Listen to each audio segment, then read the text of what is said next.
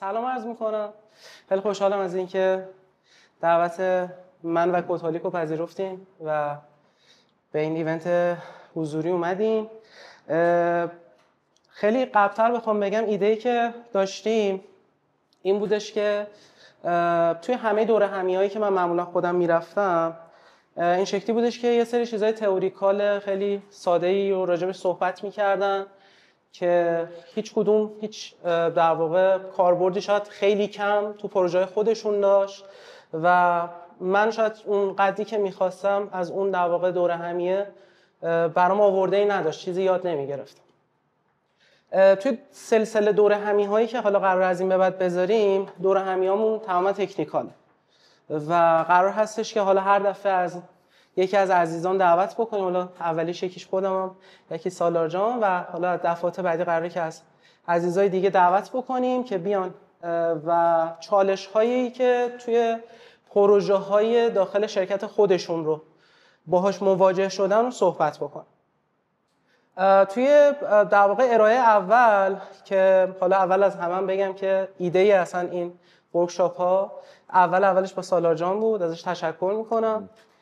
توی ارائه اول سالار قراره که با ما راجع به تایپ اسکریپت و تاثیر تایپ اسکریپت روی پروژه تومن صحبت بکنه. خیلی حالا قبلتر از این اگر بخوام توضیح بدم، جناب سالار نیلی هستن، فرانت اند دیولپر شرکت تومن. آقا سالار میشنویم، ارائه. خب بچه‌ها چطورین؟ خوبین همه؟ چه خبر؟ امروز قراره در مورد تایپ اسکریپت صحبت کنیم. قبل از اینکه شروع بکنم بهم بگین که تایپ اسکریپت بلدین یا نه؟ کسی هست که بلد نباشه یا اصلا نشنیده باشه چیه؟ خب خدا رو شکرش. ارائه هم قراره اینجوری بره جلوی که قرار نیست کدی بزنم. احتمالاً خیلیاتون دارین از تایپ اسکریپت تو پروژه استفاده می‌کنین ولی هیچ ایده‌ای ندارین چرا. یعنی خیلی تئوریکال و جنرال میدونین که من دارم از تایپ اسکریپت مثلا به این دلیل استفاده میکنم که تایپ سیف باشم، فلان باشم، ال باشم. تو مصاحبه هم میرین احتمالاً همینجوری جواب میدین ولی دیپلی یا به قولی عمیق‌تر شاید ندونیم واقعا ما چرا داریم از تایپ اسکریپت مثلا استفاده میکنیم، دلیلش چیه و چه کاربردی اصلا داره که خودمون هم شاید خیلی ندونیم در موردش. من ارائه‌ام رو به دو بخش تقسیم کردم. یه بخش قراره یه حالت ریویو بکنیم یه سری مباحث رو با هم، بعد بریم مثالای میشه گفت فانتزی و واقعیش رو با یه سری آدم و نمیدونم بانک و اینو بزنیم و بهتون توضیح بدم که حالا این چیزایی که الان اول قرار یاد بگیریم و بدونیم چیان، چه کاربردی دارن، چجوری دارن استفاده میشن و به چه دلیلی الان وجود دارن. خب من شروع میکنم. اول از همه با این شروع میکنم که تایپ اسکریپت کاری که میکنه اینه که هزینه رو واسه ما کم میکنه. احتمالاً هر شرکتی برین اولین چیزی که واسش مهم باشه این باشه که آقا تو بیا یک ایده رو برای من به اجرا بذار، یه فریم ورکی، یه زبونی، یه کاری بکنه که هزینه من کمتر شه، دیولپر کمتری درگیر بشه، اون دیولپری که درگیره کمتر درگیر ریفکتور یا تکنیکال دپ بشه و بیشتر درگیر فیچر زدن باشه، تا اینکه هر 2 ماه بیاد برگرده بهم بگه که آقا مثلا من یه کدی زدم تو پی امت منو تو فورس گذاشته و الان مجبورم برم ریفکتورش کنم، یا فلان چیز اگه تو بخوای تو بک اند واسه من اضافه بکنی مثلا این 3 ماه تکنیکال دپ واسه من داره سمت فرانت. این اولین ایشویی هستش که تایپ اسکریپت در واقع داره به خوبی رفع میکنه. من مثالش رو اینجا میزنم خیلی ساده.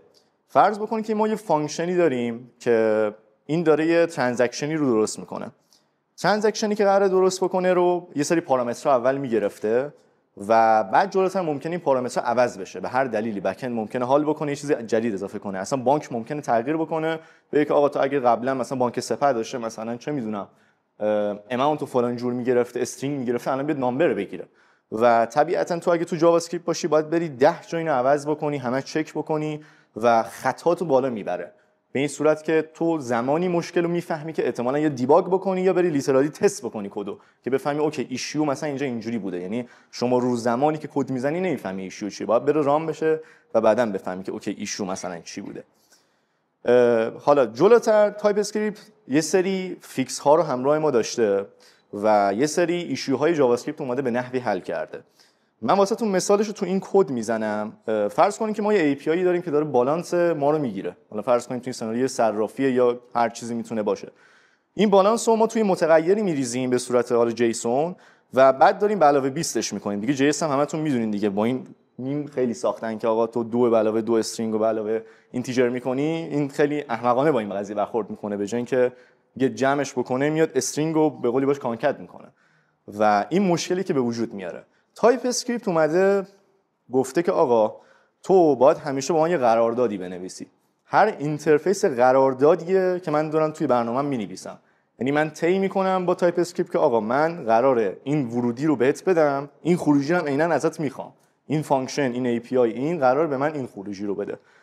بیشتر بخوام بگم اینترفیس در واقع اون بلوپرینت، اون شماییه که ما داریم از خروجیمونه.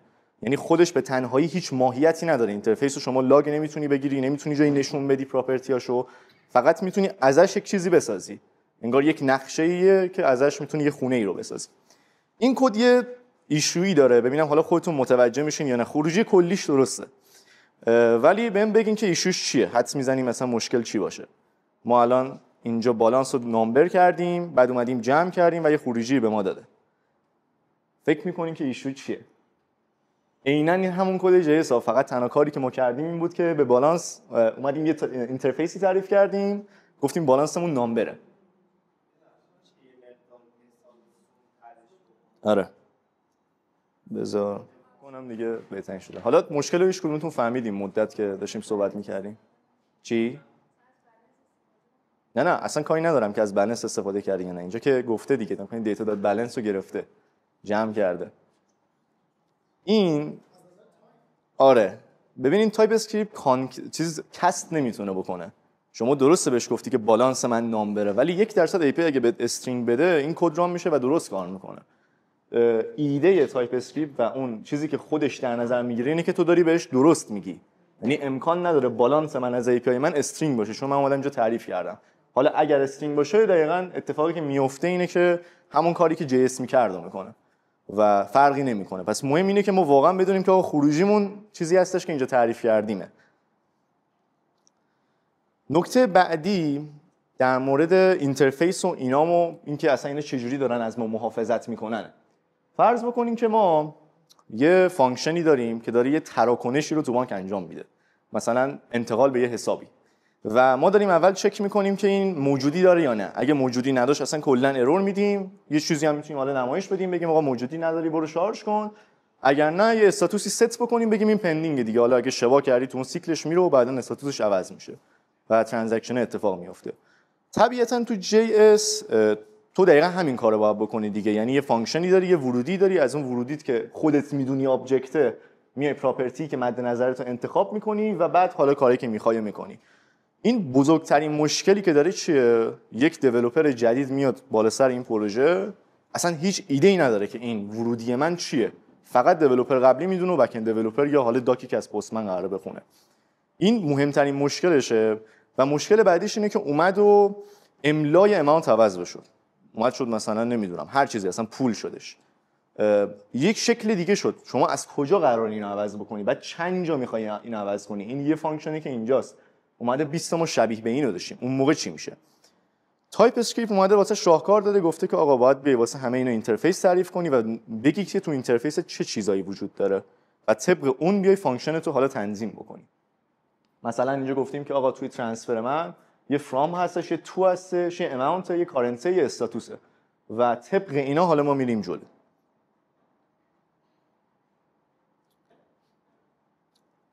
جنریک ها، نمیدونم چقدر با جنریک آشنا هستین همتون. کلا خودتون ایده ای دارین جنریک ها اصلا کجا کاربرد داره؟ یکم تعاملی تر بریم جلو، همش منم صحبت نکنم. آره دقیقاً. یک چیزیه که شما مثل فانکشن یه ورودی واسه تایپت انگار داری میدی، یه فانکشنی میسازی و میگی که تایپش جنریکه. هر تایپی رو تو دیگه بعداً واسش میتونی در نظر بگیری. مثالش رو بزنم چیه؟ شما وقتی یه اکسیوسی داری درست میکنی، یه چیزی رو داری کال میکنی، مثلا دیتا یوزر رو میخوای بگیری و میای میگی که آقا کلیت ریسپانس من یه اکسیوس ریسپانسی از جنس مثلا پرامیسه، حالا خروجی که مثلا قرار بده تو اون جنریکش مثلا دیتای کل یوزران به صورت آرایه هستش. یعنی اینترفیس یوزر رو اونجا میذاری و میگی که این آرایه هستش و یک همچین چیزیه جنریک. مورد بعدی که خیلی خوندنش هم سخته discriminated onions هستش. discriminated onions چیه؟ فرض بکنین که شما یک فانکشنی داریم به اسم پروسس پیمنت که قراره یه پیمنتی رو شما پروسس بکنی و این پیمنت شما الان میدونی که اوکی مثلا کارت به کارته، ولی ممکنه بعداً تو صرافیتون مثلا حساب به حساب اضافه بشه، نمیدونم به بانک اضافه بشه، نمیدونم کریپتو به کریپتو، ولت به ولت اضافه بشه و هزار تا چیز دیگه و شما طبیعتاً فقط اومدی یکیشون اینجا تعریف کردی. یعنی اگه من اینجا یه ورودی بهش بدم که مثلا واسه ولت به ولته، این کد اصلا دیگه کار نمیکنه، هیچ اروری هم به من نمیده و من اصلا نمیفهمم چه اتفاقی افتاده. تایپ اسکریپت به ما میاد میگه که تو بیا یه تایپی رو مشخص بکن و توی این تایپت بیا بگو که اوکی چه چیزایی داری. مثلا ما گفتیم که آقا یه سری تایپ داریم واسه این تایپ پیمنتمون، یکیش کارت، یکیش بانک، یکیش کریپتوه و بعداً میایم توی سویچ کیسی تو اون فانکشنی که قراره استفاده بکنیم بررسی میکنیم که آقا تایپ چی بوده. اگه کارت بوده مثلا بیا کارت نامبر اونجا مثلا نشون بده، اگه بانک بوده شباشو نشون بده، اگه کریپتو بوده بیا شبکه مثلا کریپتوشو نشون بده. خود تایپ اسکریپت اتومات میفهمه وقتی تو سویچ کیس دارین در واقع یه کیسی رو بررسی میکنین بر اساسش چه تایپی رو بهتون نشون بده و این قابلیت رو در اختیارتون میذاره. این یکی از بزرگترین مزیت‌هایی هستش که تایپ اسکریپت در واقع داره به ما میده. یکی دیگهش کاندیشنال تایپه. دقیقاً تو همون اکسس ریسپانس که گفتم فرض کن که شما یه کاستوم ریسپانسی دارین دیگه، چون بک اندتون طبیعتاً ریسپانسش متفاوته، همیشه یه شکل نیستش، یکی ممکنه مثلا دیتا بده، یکی ممکنه ریزالت به جای دیتا بده، این دیکشنریش کلا متفاوته دیگه و شما ممکنه تو یکیش دیتا از جنس آرایه باشه، مثلا لیست یوزرها رو بده، یکی دیگهش این که فقط تک یوزر بده. طبیعتاً شما باید یک چیز جنرالی تو پروژه بسازید، نباید هی بری تایپ تعریف بکنی، این مدیریتش رو واسهتون سخت میکنه و شما تا جای ممکن باید از قابلیت‌های خود تایپ اسکریپت استفاده بکنین که حجم کد تایپ اسکریپتتون زیاد نباشه. یعنی خیلی وقتا آدما اینجوری هستن که میگن که اوکی بریم تایپ اسکریپت استفاده کنیم کدمون تمیزتر بشه، قابل مدیریت‌تر شه، بعدتر یه چیزی میسازن که اصلا آدم پشیمون میشه، میگه جی اس خالی میزد مثلا کار من راحت‌تر میشد احتمالاً. و خود تایپ اسکریپت تو پروژه بزرگه. مثالش رو من الان واسهتون قبل‌تر زدم. مثلا فرض بکنید که شما یه اینترفیسی داریم به اسم ترانسفر که این داره فرام میگیره، تو میگیره، بالانس میگیره و هزار تا چیز دیگه. این رو اومد و بک اند دیولپر یه روزی شب خوابید صبح بیدار شد گفت آقا من حال نمی‌کنم فرام باشه، مثلا می باشه و تو نمیدونم. بانک اصلا یه دفعه شب خوابیده صبح پا شده گفته که من اصلا نمیخوام فلان چیزو بگیرم ازت، این اضافیه واسه من، نیاز مثلا ندارم، مثلا کارنسی نمیخوام. طبیعتا شما بخوای به یه بانکی مثلا بزنی، مثلا بانک سپک کارنسی نخواد، ولی شاید بانک مشترک ایران و ونزوئلا ازتون کارنسی مثلا بخوادش و این چیزا مهمه. طبیعتا تو پروژهتون وقتی دارین از تایپ استفاده میکنین، اگه یه تغییری مثل این اتفاق بیفته شما میدونی که کجاها رو باید بری عوض بکنی، چه فانکشنایی تحت تاثیرش قرار گرفته و نیازی نیست تک به تک بری بگردی. شما فرض کن اگه این جاوا اسکریپت بود و دقیقاً داشتین دیتا رو میدادی و یهو بک اند دیولپر یا بانک یا هر آدم دیگه این میومد اینو عوض میکرد، شما باید 20 تا 30 تا، اصلا حالا اینکه خیلی کمه، توی پروژه بزرگتر 200 تا 300 تا فایل میرفتی دستی چک میکردی، کیو ای یه بار میرفت بررسی میکرد، خودت یه بار منوال تست میکردی. یعنی خودش مثلا 3 ماه بریک داون پروژه بودش، فریز باب میشه که همه میرفتن تست میکردن که این کار میکنه یا نه، چون خیلی چیز حساسیه. پس این شد از استفاده تایپ اسکریپت تو پروژه بزرگ و چه مزیتی واسه ما میاره. حالا تا الان ما یه ریویوی کردیم که اصلا چرا احتمالاً داریم از تایپ اسکریپت استفاده میکنیم. دلیلش چیه؟ یکیش این بود که آقا ترس ما رو از ریفکتور میریزونه. اگه من میخوام یه کدی رو ریفکتور کنم جی اس باشه، من باید برم 20 تا 30 تا 1000 تا فایل عوض بکنم و بعد با 1000 تا اما اگر و صلوات و دستمو بزنم رو قرآن و نمیدونم اینو قسم بدم مثلا برم حلش بکنم. اینو از ما کم میکنه. بعد یک چیز مهم که وجود داره چیه؟ ما بین بک اندیای عزیز یک زبان مشترک داشتیم به اسم جیسون که اون به ما میگفت من این دیتا رو بهت میدم، تو از این دیتا هر جور میخوای استفاده بکن. تایپ اسکریپت ما رو یکم نزدیکتر به بک اندیا کرده. خیلی وقتا ممکنه اون بک اند عزیز تنبل باشه، بی‌حوصله باشه یا اصلا زیرساخت پایین باشه، آدم نمیدونه. این جای بالا نباشه و ما نتونیم کارمون رو جلو ببریم. بک اند صرفا به من میاد میگه که آقا API بالانست این پراپرتی ها رو داره، تو میری ازش تایپ میسازی، کارتو جلو میبری، صرفا کار آخری که باید بکنی که API رو کال کنی و جایگذاری بکنی. اگه جاوا اسکریپت باشه طبیعتاً تو این دسترسی رو نداری، اگه داشته باشی خیلی سخته و دوباره با اما اگر و صلوات و دست رو قرآن گذاشتنه. و اومد و دوباره میگم بک اند دیولپر شب خوابید و چون تو دیولپمنت عوضش کردش و اون موقع کار دوباره سخت میشه. و تایپ اسکریپت در واقع ما رو از این که بخوایم حدس بزنیم که در آینده چه اتفاقی میفته به این میرسونه که آقا ما میدونیم که الان خروجی ما یا ورودی ما اینه، اگر هم بعداً عوض قراره بشم دوباره میدونیم. و یه دیولپر بیچاره‌ای که بعداً قراره بیاد تو پروژمون اونم میدونه که قرار این فانکشن من چی بگیره چی بهم بده. یعنی ما ورودی و خروجیشو مشخص کردیم. تو جاوا اسکریپت نمیشه. و اون دیولپر بنده خدایی که قراره بیاد تو پروژمون احتمالاً از دنیا بی‌خبره، آنبورد درست حسابی نیستش و باید بره 20 فایل رو بگرده تا بفهمه مثلا کرییت ترانسفر این چیزا رو داره میگیره. حالا میریم سر وقت مثال‌های نیمه واقعیمون.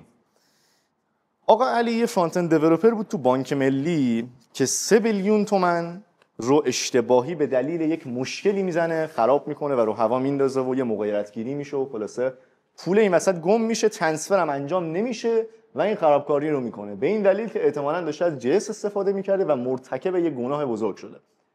اون گناه بزرگش چیزی نیست جز یک غلط املایی ساده و مسخره‌ای که موقعی که می‌خواستش دیتا رو که پیلود ما بود واسه API بفرسته انجام میده. آقا علی نمره چشش، بچه نمره چشتون که بالای 5 6 نیست که کسی اینجا، من نمره چش خودم چپم 6 ولی دارم میگم یه وقت توهین تلقی نشه.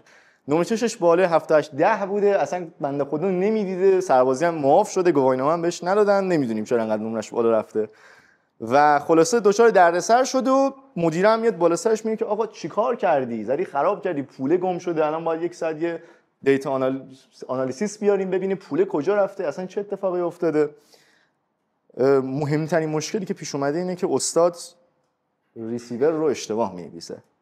بک‌اند اینجوری نمیگرفته دیکشنری املاییشو، این میفرسته 400 یا 500 یا اصلا چیزی نمیگیره. خیلی وقتا بک‌اند اصلا 500 میده، بعد بهت میگه که آقا نگران نباش، تا اگه مطمئنی درسته ببر بالا، این وقتی رفت پروداکشن درست کار میکنه. من الان خودم اصلا زدم 500 بده، میره بالا و میفهمه که اینجوری شده، پول نمیره، مثلا کلی آدمم ترانسفر زدن و پولشون رفته رو هوا، نمیدونن چی رخ داده. تایپ اسکریپت میاد همین مسئله رو حل میکنه. اولین چیزی که حل میکنه همینه. شما اگه غلط املایی داشته باشی، یه تایپی رو اشتباهاً داده باشی، اضافه داشته باشی، جلوتو میگیره. یعنی شما فرض کنید که همون ریسیور قبلی رو به اون صورت بنویسی، اینجا بهت گیر میده میگه که آقا همچین تایپی تو اینترفیس من وجود نداره. میخوای میسینگ هات رو اضافه بکنم خودم، اگه نمیخوای خودت اضافه بکن، این تایپ هم که نوشتی اشتباهه.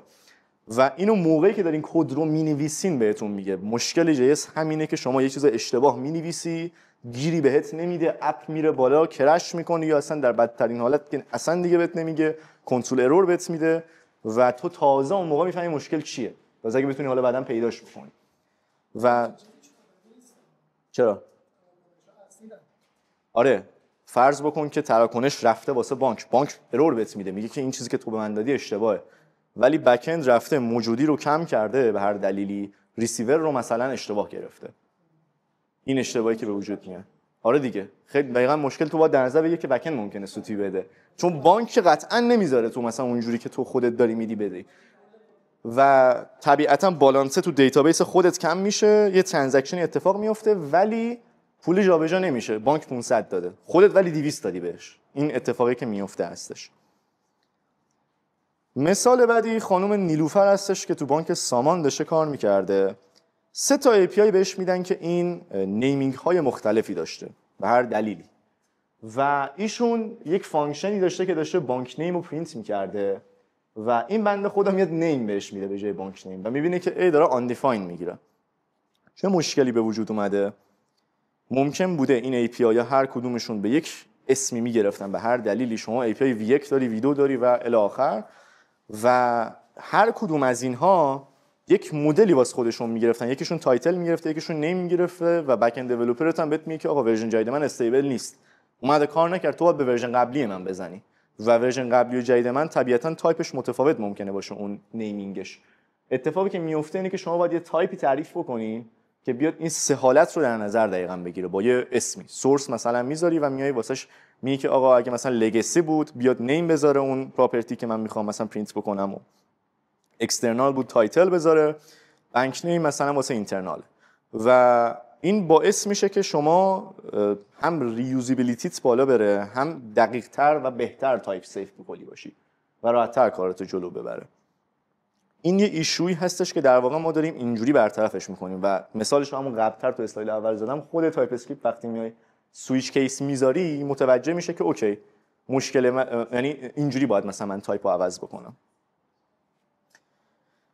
آقا رضا تو بانک ملت کار میکرده که تو این بانک 3 تا فانکشن میخواسته بسازه واسه یه سری عملیات ها که همشون جمع و ضرب و کم کردن اینا بود. یکیش واسه این بود که آقا بیاد مثلا پولو یه کاری باش بکنه، یکی دیگه مثلا این بود که چه میدونم لونش رو کم میکرد از پول، یکی دیگه هم مثلا شاید جمع میزده و هر کدومش داشته خلاصه یه کار میکرده و با خودش گفته که من 3 تا فانکشن ساختم که داره یه کار میکنه، ورودیاش که عددن مشخصن اصلا چند هیچ شکی هم تویش نیستش، خروجیش هم یه عدد دوباره، یعنی من قرار نیست استرینگ یهو بهش بدم، بولیان قرار نیست بهش بدم، صرفا عملیاتی که داره توی اون فانکشن اتفاق میفته یه چیزی که ممکنه یک کم من متفاوت باشه، ماهیتش عملیات ریاضیه. میگه که من 3 تا فانکشن نوشتم بعد کارم مثلا کثیف شده.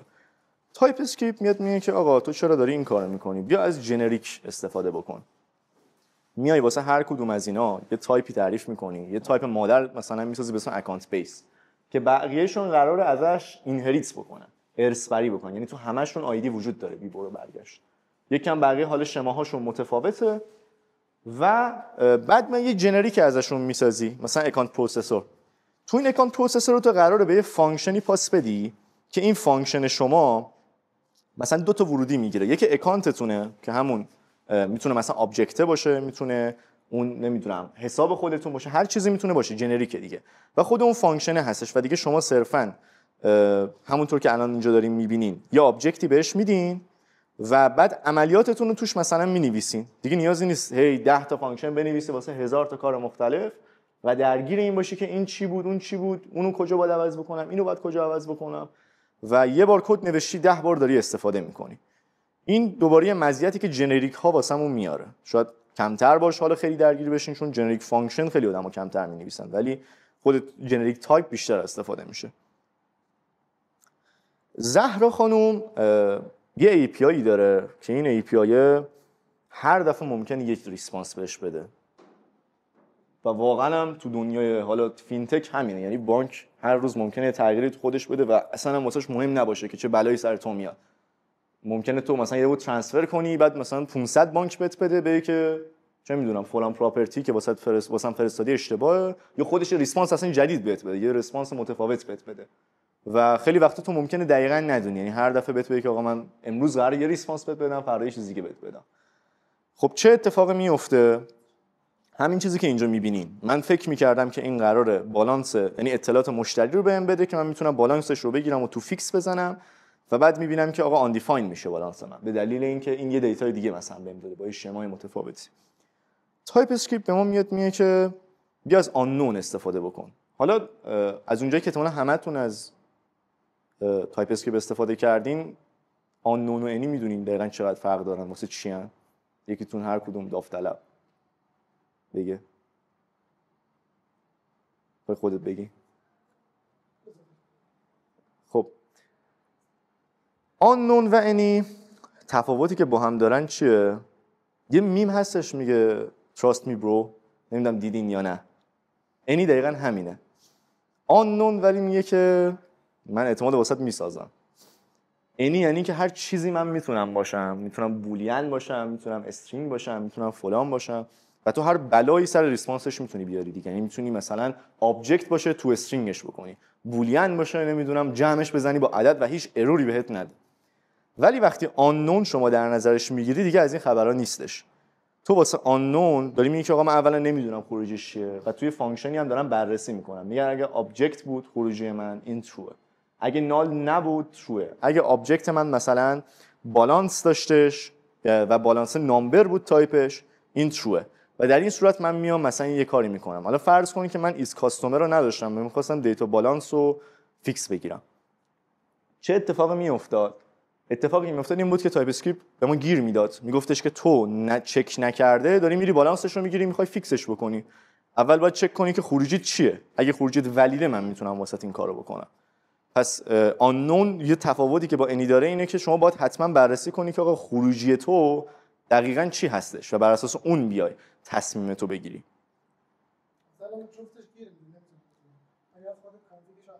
آره تو آپدیت جدیدش که حتی اینا هم فکر کنم مثلا حذف کرده، نمیدونم بچه‌ها میدونین یا نه، اینا هم کلا از تایپ اسکریپت حذف شد و شما باید یه کانفیگ بذاری که اگه می‌خوای از اینا هم استفاده بکنی بهت گیر نده. و دقیقاً اینجا مثال اینا هم هست حلال زاده. آقا صادق تو بانک پاسارگاد داشته کار می‌کرده و تو بانک پاسارگاد یه فرمی داشتن واسه مثلا انتقال، همین تو اپ ویپاد اگه داشته باشین داره، و شما یه مبلغی رو میزنی که مثلا 100 میلیونه و حساب مقصدت هم مثلا دوباره بانک پاسارگاده. 3 تا متد واسط میاره، A2A، ساتنا، پایا. میگه که میخوای کدومش رو استفاده بکنی. شما مثلا میزنی ساتنا، A2A، حالا هیچ فرقی نداره کدومش رو میزنی و فانکشنش کال میشه. چه اتفاقی میفته؟ فرض بکنین که تو اون فرمه من داشتم میرفتم تایپ رو از اون نمیدونم رادیو باتنم میگرفتم، میومدم بررسی میکردم، سند دیتا رو میزدم. دقیقاً اتفاقی که میبینین یکی ساتانا، یکی دیگه ساتنا، و اتفاقی که میفته اینه که با اینکه طرف اونو درست انتخاب کرده ولی باز به دلیل اینکه آقا صادق هم چشش ضعیف بوده اینو اشتباه نوشته و کار نکرده اپلیکیشنمون. دوباره تایپ اسکریپت میاد به ما میگه که آقا بیا واسه اینا یه اینامی بساز. این اینام من یه سری پراپرتیه توش، مثلا واسه پایا اومده یه ولیوی گرفته گذاشته، واسه ساتنا یه ولیو، واسه A2 یه ولیو. کاربردش چیه و اصلا چرا داریم از این استفاده میکنیم؟ ببینین این یه زبون مشترک بین شما و بک‌انده. خیلی وقتا بک‌اند ممکنه این A2A رو اینجوری ننویسه، بنویسه ATOA و شما با این قضیه خوشحال نباشی، باش بحث کنی، بگی آقا این درست نیست، اصلا چه مگه ببخشید مریضی این کار کردی؟ خب بنویس A2A دیگه، این چه کاریه مثلا کردی؟ بعد اون میگه نه آقا من گردنم کلفته، تو هم هیچ کاری نمیتونی بکنی، دوست دارم مثلا اینجوری کنم، فرانت اند دیولپر برنامه‌نویسم اگه که مثلا میاد نظر میده روی بک‌اند. بعد تو یک صد بحث باش میبری جلو، میبینی آقا این آدم زبون منو نمیفهمه، من فرانت اند دیولپرم، اینم بک اند نمیفهمه، تو هر چی میخوای بهم بده واسه من مهم نیست، من میام واسه خودم اون اسمی که دوست دارم رو انتخاب میکنم که همون A2A ولیوش رو حالا هر چی تو گذاشتی من میذارم. اگه فردای روزی اینو تغییر دادی، هر جا که داره از ترانسفر متد مثلا .A2A استفاده میکنه به مشکل نمیخوره، چون داره ولیوی اینو میگیره. و این چیزی که واسه ما به ارمغان میاد، یعنی اومد و یه روزی چه میدونم رئیس بانک مرکزی بیدار شد گفت آقا من اصلا امروز با A2A حال نمیکنم، میخوام حذفش کنم، اصلا ساتنا پایا چیه، چرا باید مثلا تو سیک تراکنش مثلا جابجا بشه بره دیگه. اومد حذفش کرد، اومد اسمش رو عوض کردش، گذاشت چون یه چیز دیگه. شما باید اپتون این قابلیت رو داشته باشه که درگیر این که حالا بری 300 جا عوضش بکنی نداشته باشی و دوباره با ترس و لرز نری دیباگش کنی.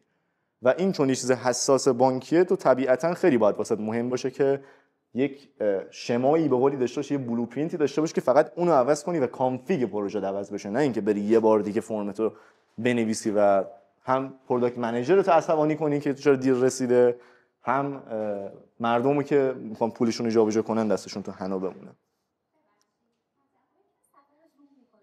آره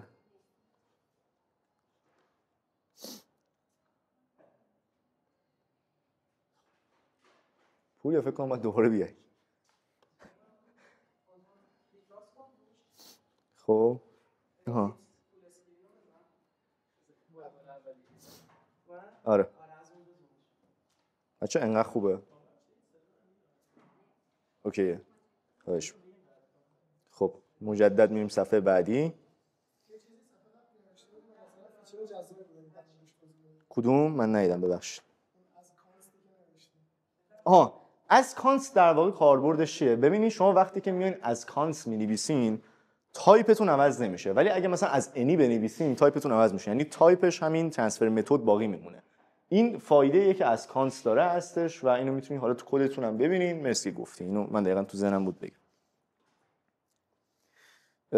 فاطمه خانم تو بانک رفاه کار میکرده، بعد یه فانکشنی مینویسه که یه ایسینک فانکشنی رو در واقع داره کال میکنه، چی گفتم، و میاد یه متغیری مینویسه که ریزالت این ایسینک فانکشن ما رو بگیره و میاد دیتا دات بالانسش رو میخواد بگیره و به ایشو میخوره. چرا؟ چون بالانس رو اشتباه نوشته. اتفاقی که میفته اینه که دوباره باید بیایم اینجا واسه خروجی اون API مون هم حتما یه شمایی در نظر بگیریم. ما اصلا داریم تایپ اسکریپت استفاده میکنیم که همه چیز توش مشخص باشه. یعنی من باید بهش بگم که آقا ورودی این یوز مثلا ریاکت هوک فرم هم اینه، خروجی این API قرار این شکلی باشه. همه چیز واسه ما باید دیفاینبل باشه و ما بدونیم که چی میدیم چی میگیریم. و کاری که اینجا کردیم این بود که خود خروجی گت کاستومر رو تایپ کردیم به جای اینکه بریم اینترفیسش رو بسازیم. این هم کاری که احتمالاً کمتر خودتون شاید باش درگیر شده باشین، بیشتر میرفتین اینترفیسش رو مجدد تعریف می‌کردیم، ولی این صرفا یه چیزی که استفاده میتونین بکنین. پیشنهادش رو نمیدم به خاطر اینکه ممکنه شما 10 جا این مدلی بخواید ریسپانس بدین و بخواید این کارو بکنین. منطقی اینه که اینترفیس تعریف کنین، چون احتمالاً خیلی قراره با این دوتا پراپرتی توی حالا اپلیکیشنتون کار بکنین. چه کاری اینترفیسش بکنین؟ این تو مواقعی که واقعا میدونین همین یه جای API هست و دیگه قرار نیست استفاده بشه استفاده میشه. به همون دلیلی که اوایل و قبل‌تر بهتون گفتم نباید اونقدرم حالا اپلیکیشنتون پر اینترفیس و تایپ بشه که پس برای خودتون توش بمونین که آقا من از کجا شروع کنم حالا این کد اضافه رو حذف بکنم. من یه آب بخورم. بچه این مریض جدیده رو کسی گرفته؟ علائمش چیه؟ اصلا آره اینترفیسش رو باید بسازی. علائم خاصی نداره. من یه روز صبح بلند شدم دیدم خیلی افتادم. اینجوری بود. سرماخوردگی، گلوی خشک و تا یکی دو هفته ادامه داره. من 2 هفته پیش مریض شدم هنوز. امروز صبح پاشم دوباره دیدم گلوم خشک. نمیدونم چیه واقعا. هر بار که کلا شاید ممکنه سیستم ایمنیشون قویه.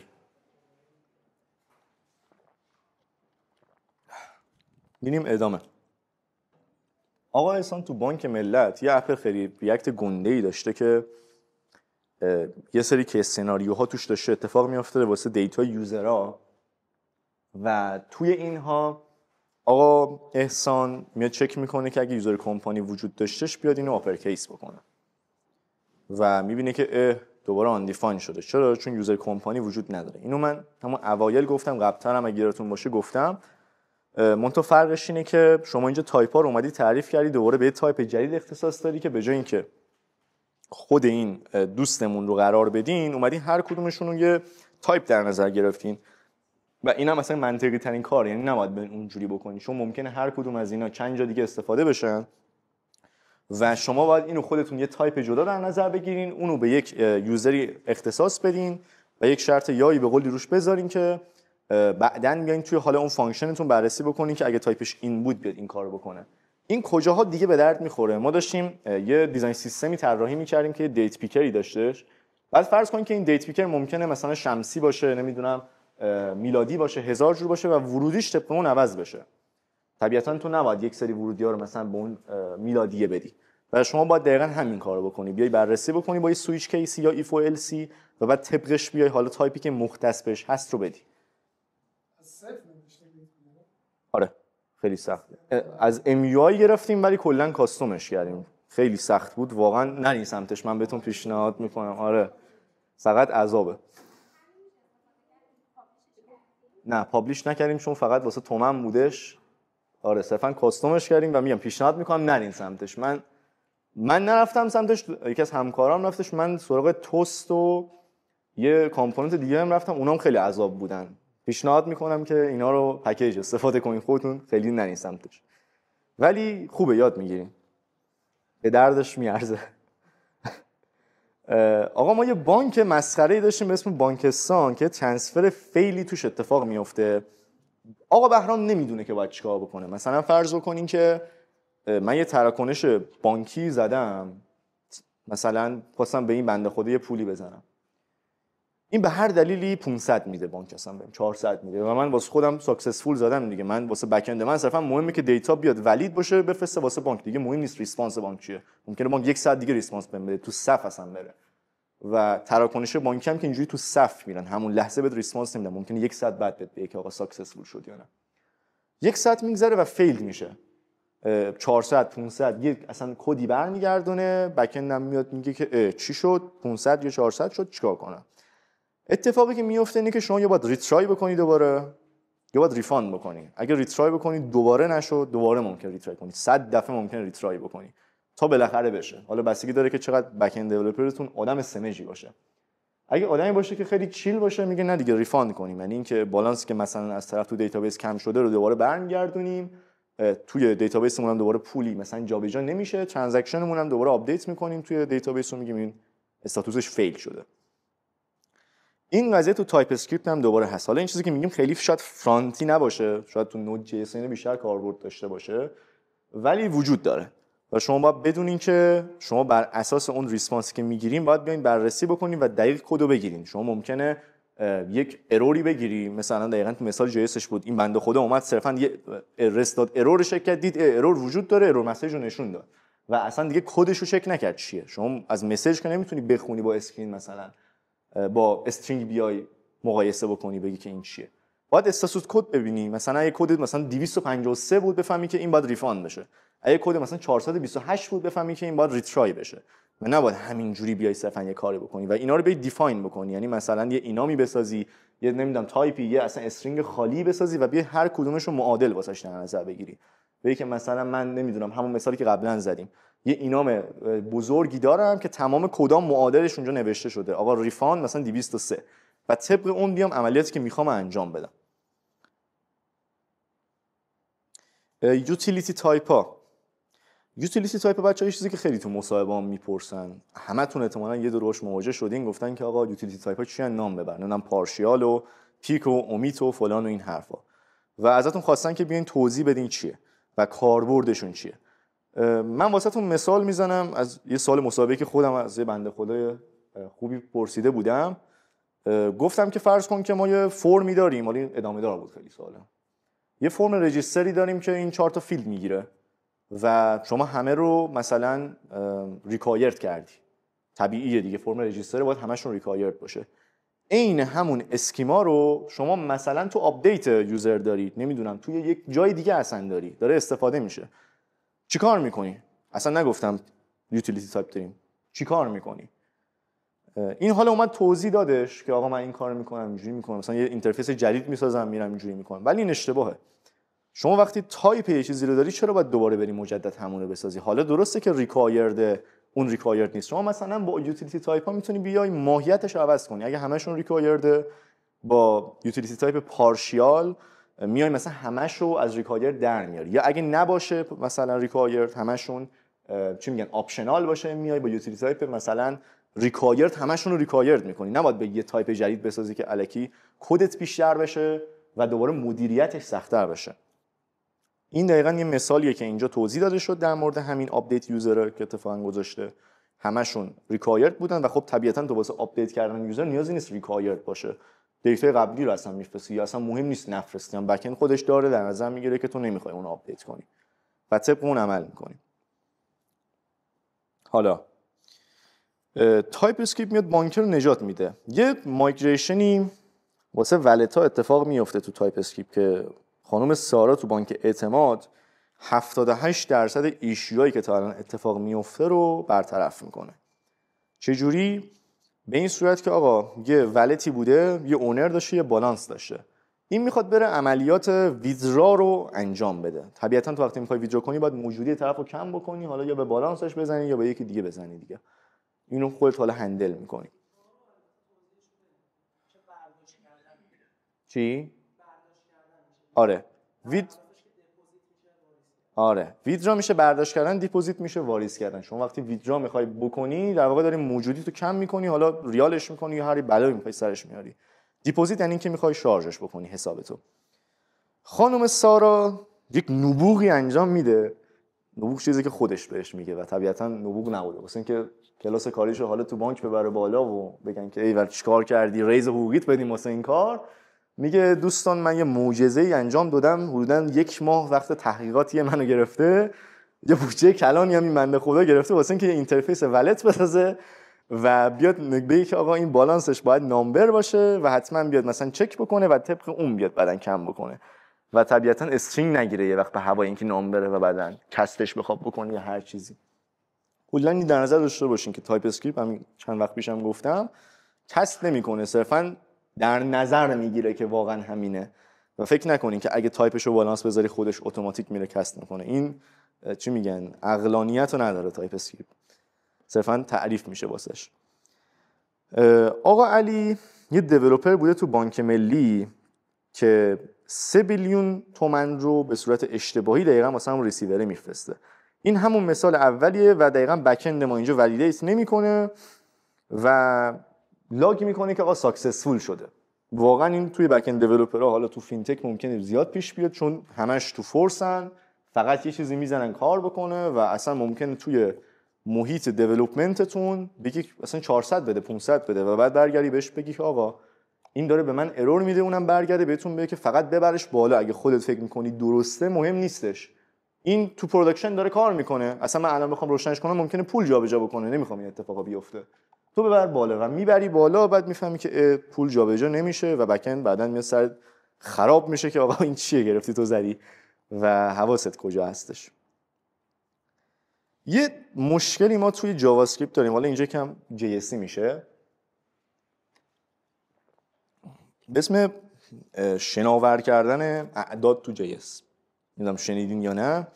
وقتی میخواین دو تا عدد رو، حالا تو جی اس تو پایتون اینا پیش میاد، دو تا عدد رو میخواید جمع بکنی که به خصوص اعشاریان، این خیلی وقتا یا آخرش رو میاد روند واسهتون میکنه یا میاد دقیقاً همین جوری که شما میبینین واسهتون قرار میده. باید چی کار کردش؟ اینو باید از یک پکیجی استفاده کرد، واقعیت یه چیزی که اصلا دیگه به تی اس هم خیلی مربوط نمیشه، به اسم دسیمال، که شما باید با استفاده از اون بیا این مسئله رو فیکس کنی.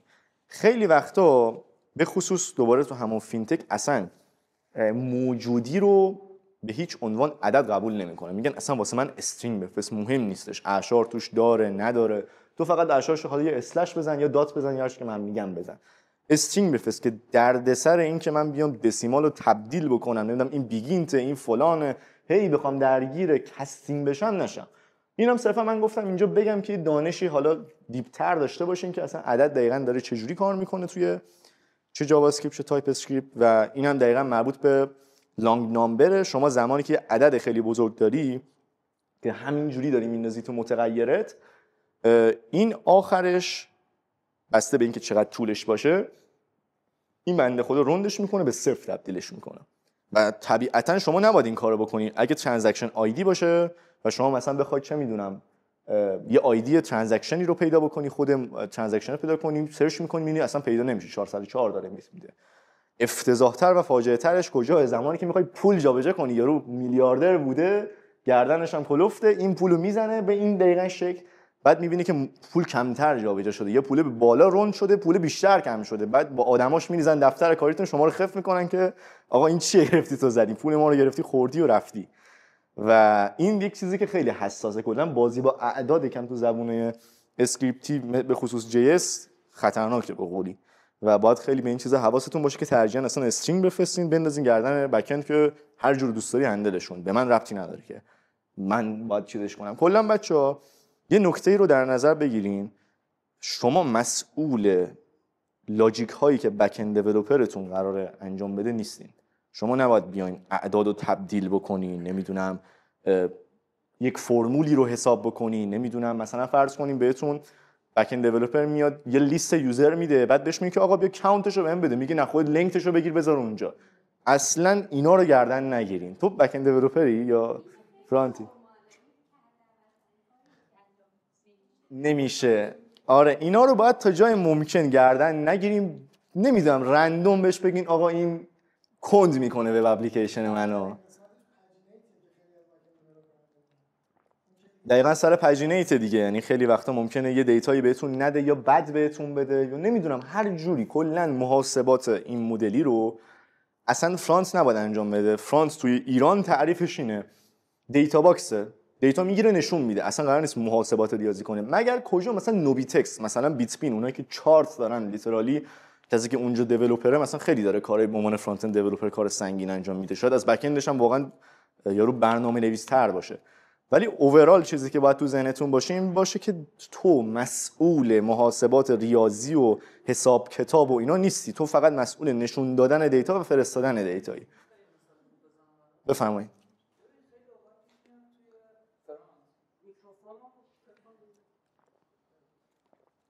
نه میکروفون داره واسط میاره.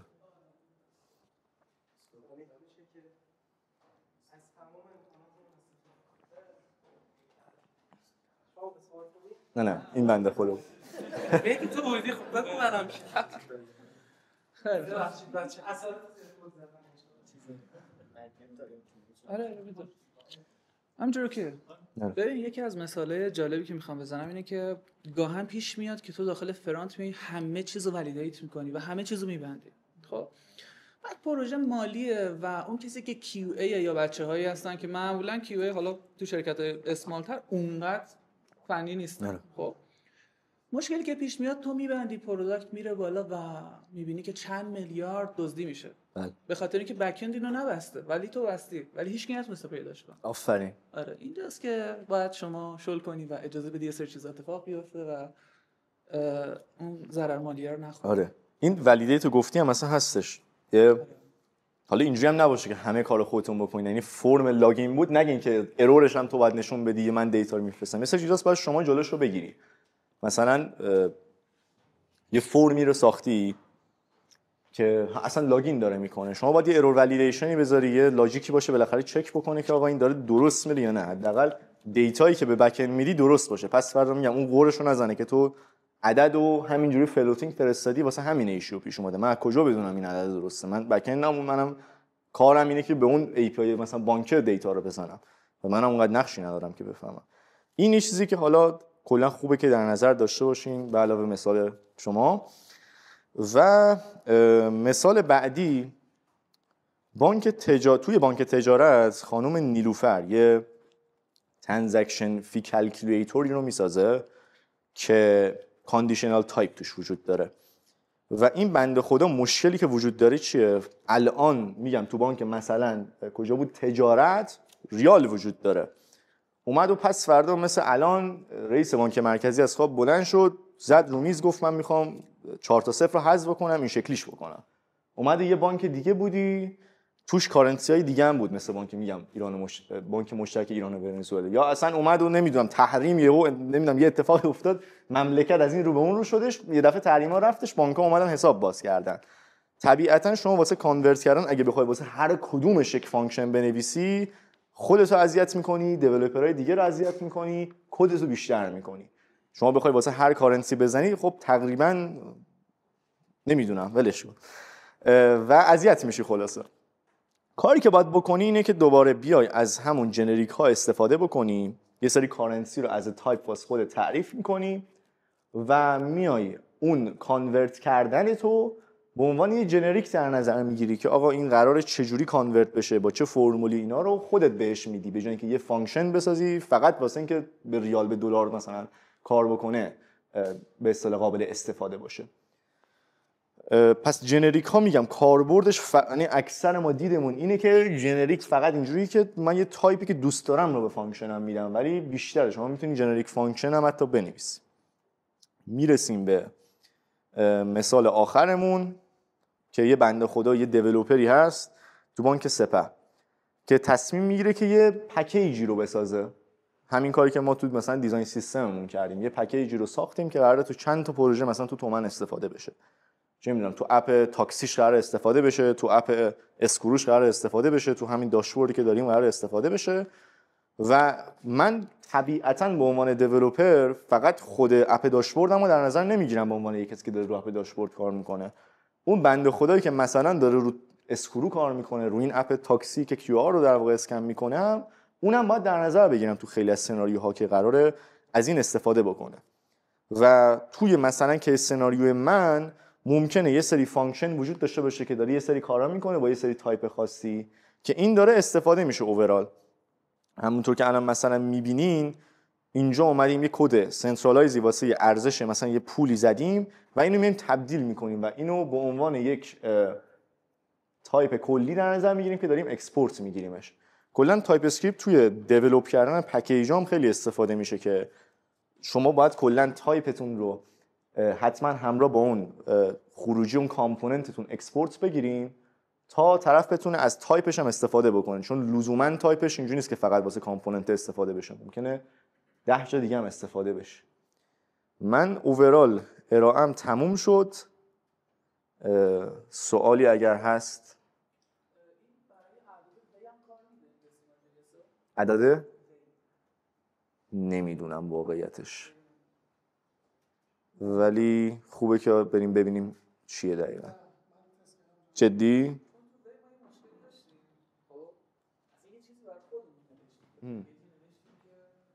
استرینگش می‌کردیم بعد هزار تا بعد سرش در می‌بردیم تا تهش به اون خروجیه می‌رسیدیم. خب آره. من اینو ترجیح میدم واقعا این حرکتی که تو زدی. خب و میتونم بهت بگم مثلا یه تیم 10 نفره نشستیم، کلی فکر کردیم، هر چیزی تو اینترنت بود و تست کردیم. بعد از 3 ماه رسیدیم که اوکی دیگه این با هر عدد وی کاملا کارکته. خب آها. ولی مشکل اونجایی شروع میشه که هم بک اند مشکل داره، هم سمت فرانت مشکل داره. تو میخوای یه امانتی رو نشون بدی بالانس مثلا طرف انقدر یا انقدر میخوای به پوریا بزنی. خب بزن. آره قطعا عددی که توی موجودیش سمت بک انده با سمت فرانته به چالش میخوره، چون این دوتا موقع یه چیزو نشون نمیده. آره. خب و هزار تا بدبختی و پکیج رو پابلیش نکردی یا نه؟ تو همون رجیستری خودتون نگردش. گونی رو نشونشون دادن پابلیش نکردن. ای خب بچه کسی سوال؟ قربونشون. این پی دی اف خفن رو از کجا قربونه. بگید؟ پی دی اف که نیستش، اینو واقعیت بگم پروژه هستش، یه اپ ریاکت و یو آر الش رو بعدش چیز میذارم. آره. ts.co.uk. دیگه سوال؟ چقدر چهره در همه. قسمت دوم میبینیم حالا. خب بچه سالار بچه ها نمیاد تو خارش.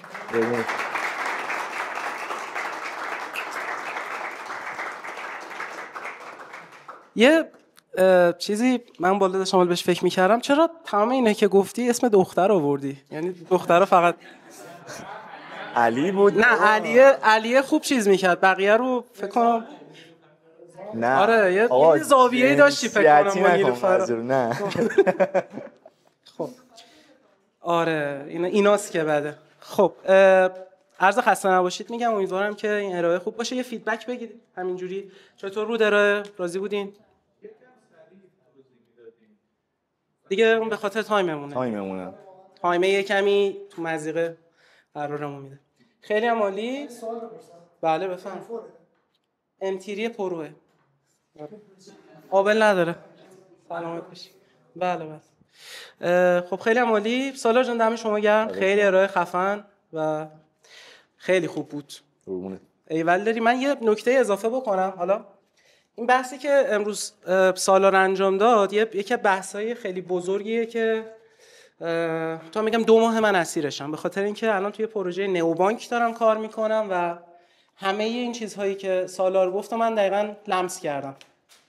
حالا اونجا ما تایپ اسکریپت نیستیم، فلاتریم، ولی از این ور من بک‌اند بدبخت به خاطر اینکه چند تا در واقع کارنسی داریم، هر کارنسی پرسیژن خاص خودشو داره. مثلا شما توی بیت کوین 1 ساتوشی نهایت میتونی بخری و بفروشی. 1 ساتوشی میشه 1 و 8 تا صفر این ورش. خب و این کست کردن اینا و اینکه جلوی این رو بگیری که اینا هم ضرب میشن، دسیمال اوورفلو ندی، خودش یه مصیبت خیلی بزرگ. یعنی من بهتون بگم 2 روزم شاید سر این رفت که دسیمال اوورفلو نشن.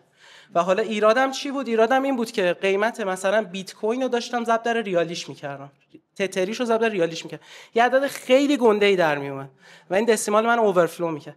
یه سری مسائل اینجوری هم محدودیت‌ها واقعا سمت بک‌اند داریم، ولی معمولاً محاسبه قیمت یک چیزی کلاینتی به کاربر نشون دادن خب سمت کلاینته. نه ما که فلاتر اصلا دارته مشکل. آها نه دیگه زشت اینا. آره و به نظرم بحث خیلی جذاب و باحالی بود. میگم من 2 ماه واقعا اشک از تمام جواره هم اومده بیرون. آره دمتون گرم. میدونم که خسته شدین همگی. یه پذیرایی خیلی مختصری همزمان که داشتین اینور گوش میدادید من پشتشم آره یه سری صداها میومد که خش خش بود و نمیدونم یه کارتونی پاره میشد و یه صدای گربه میومد، من اونجا بودم. آره نه اون گربه اونجا رد شده بود. خب سلام، امیدوارم که تا اینجای دوره همیمون و ورکشاپمون بهتون خوش گذشته باشه. من پوریام.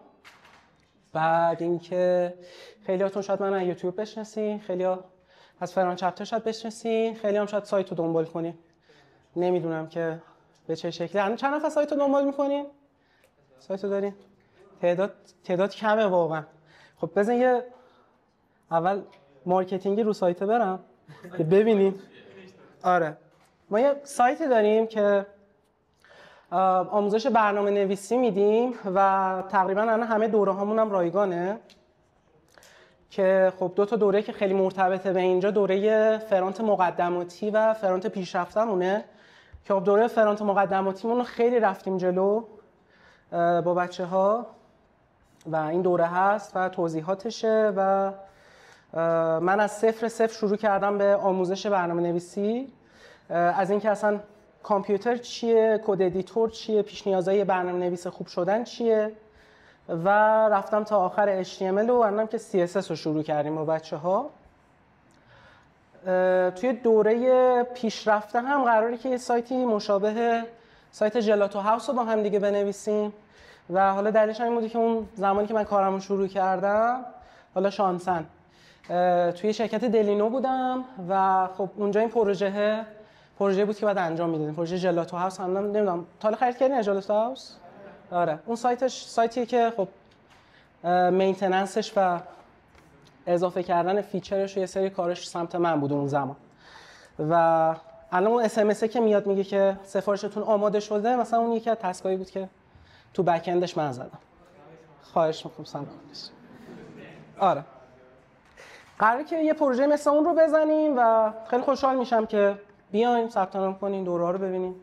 رایگانه و منفعت مالی فعلا برای من نداره، ولی دوست داشتم که همیشه یه چراغی روشن بشه برای کسایی که دوستان برنامه‌نویسی رو یاد بگیرن اما از یه سری پکیج فروش شدن. آره خیلی از همین اول توپق رو استارت زد. خب این وسطاش هم تایپ اسکریپت رو درس دادن استاد فلاح، یه استاد دیگه‌ای که همین الان تو کوئرا داره درس میده و قرار هستش بعد از ریاکت بریم این پروژه رو شروع بکنیم. یعنی اینورم یه سایت خیلی خوبی داریم حداقل.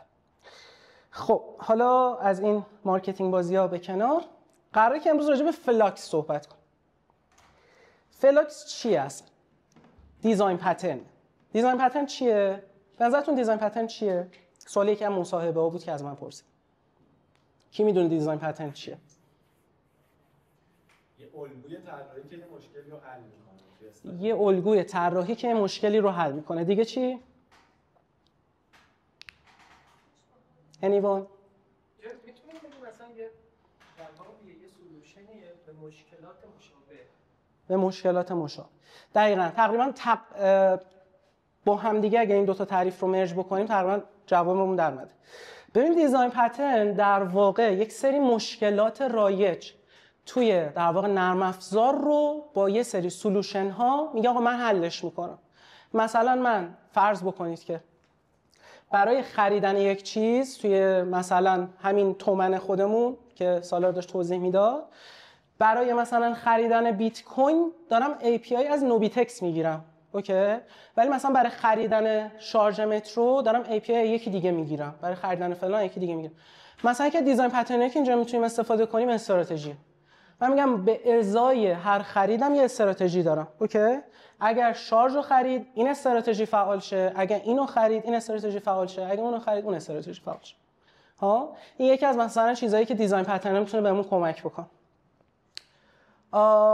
امروز راجع به یک دیزاین پترن من درآوردی فیسبوک میخوایم صحبت کنیم. من درآوردی برای اینکه فیسبوک اصلا اجرایش کرده به اسم فلاکس پترن. فلاکس پترن ها در واقع اومدن توی استیت منیجمنت ها. حالا استیت منیجمنت چیه؟ استیت منیجمنت هر کامپوننتی توی ریاکت یک حافظه داره، درسته؟ که ما بهش میگیم استیت. حالا اگر که این حافظه به یک حافظه جمعی تبدیل بشه چی میشه؟ میشه یک استیت منیجمنت، یک گلوبال استیت منیجمنت. یعنی یک مدیریتی که شما میتونید استیت های شیرتون رو بین چند تا کامپوننت با همدیگه مدیریت کنید. به جای اینکه هر کدوم از این استیت های خودشون رو داشته باشن، این استیت یه جای شیر تعریف میشه و وقتی شیر تعریف میشه چه اتفاقی میفته؟ هر کدوم از اینا دونه دونه میتونن برن ریکوست بزنن به اون و اون دیتاشون رو بخونن. حالا اگر استیت منیجمنت گلوبال نداشته باشیم این شکلیه که مثلا فرض کنیم من توی همین ژلاتو هاوس خودمون یه سبد خرید دارم و یه آیتم دارم، اینا جفتشون به یه استیتی وابسته است. مجبورم که این استیت ها رو همینجوری چایلد به چایلد پاس بدم تا برسم به اون و این وسط ممکنه این چرخه قطع بشه که بهش میگن پراپرتی لینک، اتفاقی که میفته. استیت منیجمنت اومده این رو حل بکنه. حالا فلاکس میگه که آقا من میام برای تو یک دیتا فلو وان دایرکشنال درست میکنم. یعنی چی؟ یعنی شما وقتی که یه استیتی داری، این استیت رو چجوری میتونی مودیفایش بکنی؟ اینطوری میتونی مودیفایش بکنی که بگی که اوکی من الان مثلا تو همون مثال مالی رو بگم که الان ذهنمون باش آشناه. میگه آقا من 10,000 تومان پول میخوام به حسابم اضافه کنم. میری ست استیت میکنی 10,000 تومان اضافه میکنی. میگه حالا 10,000 تومان ازش کم کن. میری ست استیت میکنی 10,000 تومان ازش کم میکنی. این ارتباط شما با اون استیت با اون آپدیت دو طرف است. شما به اون میگی، اون برای تو انجام میده و برمیگرده به شما. اما حالتی پیش میاد که من میگم این 10,000 تومان برای تو موجودی حسابم رو افزایش بده. دارم این دفعه یه مدل دیگه میگم افزایش بده، نگفتم خودم افزایش میدم. مثل چه کسی؟ مثل کسی که مثلا میره بانک. حالا مثالش رو جلوتر راجبش صحبت میکنم. فلاکس اومده که این وان دایرکشنال در واقع دیتا فلو رو برای ما هندل بکنه و چنج کردن استیت های ما رو برامون پردیکتبل تر بکنه، یعنی قابل فهمتر یا قابل پیش بینی تر بکنه تا اینکه من هی بیام ست استیت بکنم اینجا اگر این شد ست استیت کن مثلا is log in true، اینجا اگه مثلا ست استیت شد فلان کارو بکن، اینجا اگه ست استیت شد. همه اینا رو میتونه بیاره در مجموعه خودش و تبدیلش بکنه به یه چیزی شبیه به ایونت. یعنی بگه کاربر لاگین شد. اوکی کاربر لاگین شد، یه سری سلسله مراتب داره دیگه. مثلا یوزرش باید توی استیت منیجمنتش استور بشه، یه پراپرتی مثل ایز لاگین باید تورو بشه و کار مختلفه دیگه. همه اینا رو برای شما وان دایرکشنال میکنه و دیباگش هم راحت تر میکنه. آقا من یه فانکشن لاگین دارم، به جای که برم 100 جا بنویسم و 100 جا هی ست استیت یه فانکشن لاگین دارم، هر جایی که اون فانکشن رو دیسپچ کنم که حالا جلوتر می‌رسیم دیسپچ چیه، اون عملیات انجام میشه. هر جایی من بگم لاگین شو لاگین میشه. راحت تر از اینه که بگم خب برای لاگین شدن بعد این ست استیت رو بزنم اون ست استیت رو بزنم و یهو وسطش یکی از این ست استیت ها یادم میره. خب پس برای یک پروژه خیلی بزرگ اتفاق منطقی بوده استفاده کردن از فلاکس. حالا تا من این دوتا موس رو بفهمم که این اینه اون اونه خودش طول میکشه. از کجا اینو رسیدن بهش؟ از یه مقوله خیلی مهمی به اسم فانتوم رید که فانتوم رید بچه‌ها یه داستان خیلی عجیب غریبی توی ولت ها و توی ترانزکشن سمت بک انده. ما چند تا اتفاق ممکنه سمت بک اندمون اتفاق بیفته وقتی داریم یه تراکنش میزنیم. اولا تراکنش ما باید از اسید پیروی بکنه. اتمیسیته باشه، کانسیستنسی داشته باشه، بعد دیگه رو هم دیگه تاثیر نذارن، یا همشون بشن یا یکیشون، یا همشون بشن یا همشون نشن. خب اینا بهشون میگن اسید. حالا خیلی خلاصه بک اندی توره چیزی که دارم میگم. فانتوم رید چی میگه؟ فانتوم رید میگه که آقا ممکنه یه حالتی پیش بیاد که یه تراکنشی داره انجام میشه و یه تراکنش دیگه اومده و اون رو پاک کرده. چه اتفاقی میفته؟ جاتر بچه نیست. درسته؟ یعنی میاد میبینه پس چی شد؟ پس من یه سری عملیات انجام دادم، 2 تومن پول از این کم کردم، 3 تومن از این کم کردم، تو اومدی و بالانس یارو رو پاک کردی. پس من اولا نمیتونم بالانسش رو آپدیت کنم. این فانتوم ریدر رو توی در واقع چت مسیجشون بهش خورده بودن. زمانی که می‌خواستن بیان پیام هایی که آن رید شده و چیز بکنن و اینجا به یه اینکانسیستنسی می‌خوردن. و مولتیپل ویوز آپدیت د سیم دیتا، یعنی همزمان همه اونا می اومدن این آن ریدر رو مودیفای کردن. اون میگفت دید، اون یکی میگفت نه ندید، اون یکی میگفت دید، اون میگفت نه ندید. این تراکنش‌ها رو هم دیگه اثر میذاشتن. حالا اسید یه مقوله‌ای توی دیتابیسه، یعنی شما تمام این داستان‌ها رو محول می‌کنی به دیتابیس، ولی ما سمت فرانت که اسید نداریم که. پس بعد یه جوری می‌ساختیمش که حالا اینجا داره راجع به این صحبت می‌کنه که ما در واقع نیاز به یک اپروچ جدیدی داشتیم، ولی خب اون در واقع اونقدر کامپلکسیتی نداشت برای ما که بتونیم اسکیلش بکنیم روشی که الان داشتیم. و این دیلی یوزر رو داشته، این مسیجز رو داشته و تیم سایز انجینیرش هم انقدر بوده که این تصمیم رو گرفت. چون معمولا تصمیمات تکی که شما میگیرین مشتمل بر چند تا چیزه. کاربرتون چقدره، چند تا مسیج روزانه دارین، چقدر زیر بار این سیستم، چرا اصلا داری این کار رو میکنی، این کار چه ولیویی به سیستم تو اضافه میکنه و شما باید رو همه اینا پاسخگو باشی. خب تو سال 2014 حالا درست شد و اینا خیلی داستانی نداره و خیلی هم نمیخوام روش وقت بذارم که درست شد و اینا چیکار داره میکنه و این مثال خیلی معروف رو میخوام راجبش صحبت بکنم. فلاکس دیزاین پترن میگه من بر 4 اصل در واقع سهه گذاشتم. 4 تا اصل رو باید تو من رعایت بکن.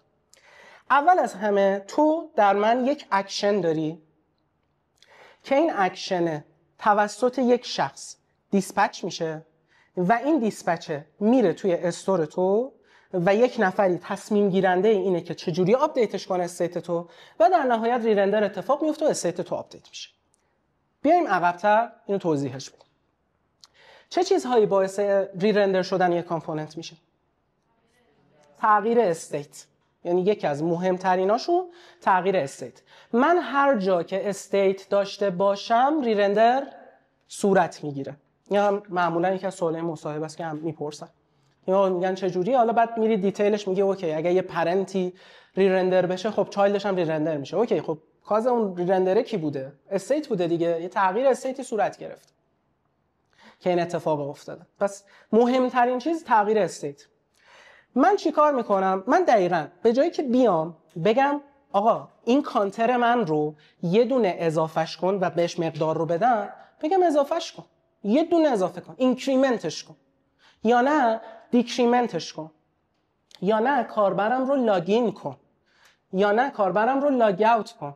من در حالت عادی این ترمز ها رو نمیتونستم بیارم تو ست استیت خودم بذارم. یعنی ترمز لاگ اوت برای من این بود که برم یوزر رو پاک کنم از تو استیتم. یوزرم برم نال کنم، از لاگدینش رو فالس کنم و همه اینها برای من این تعبیر رو داشت.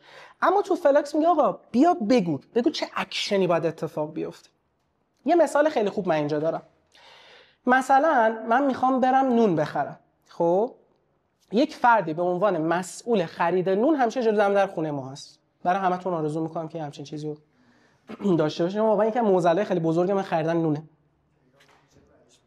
آره. چه اتفاقی میفته؟ من میرم بهش میگم آقا برو 2 تا نون سنگک بخر. میگه اوکی میرم میخرم. پولش کو؟ میگم اینم پول. 2000 تومان به تو دادم. برو نون سنگک بخر. این میره اکشنی که من بهش گفتم که برو نون سنگک بخر و این 2 تومن رو میگیره، کار من رو انجام میده و تغییر حاصل میشه. تغییر اینه که نونه اومیاد تو سر سفره من.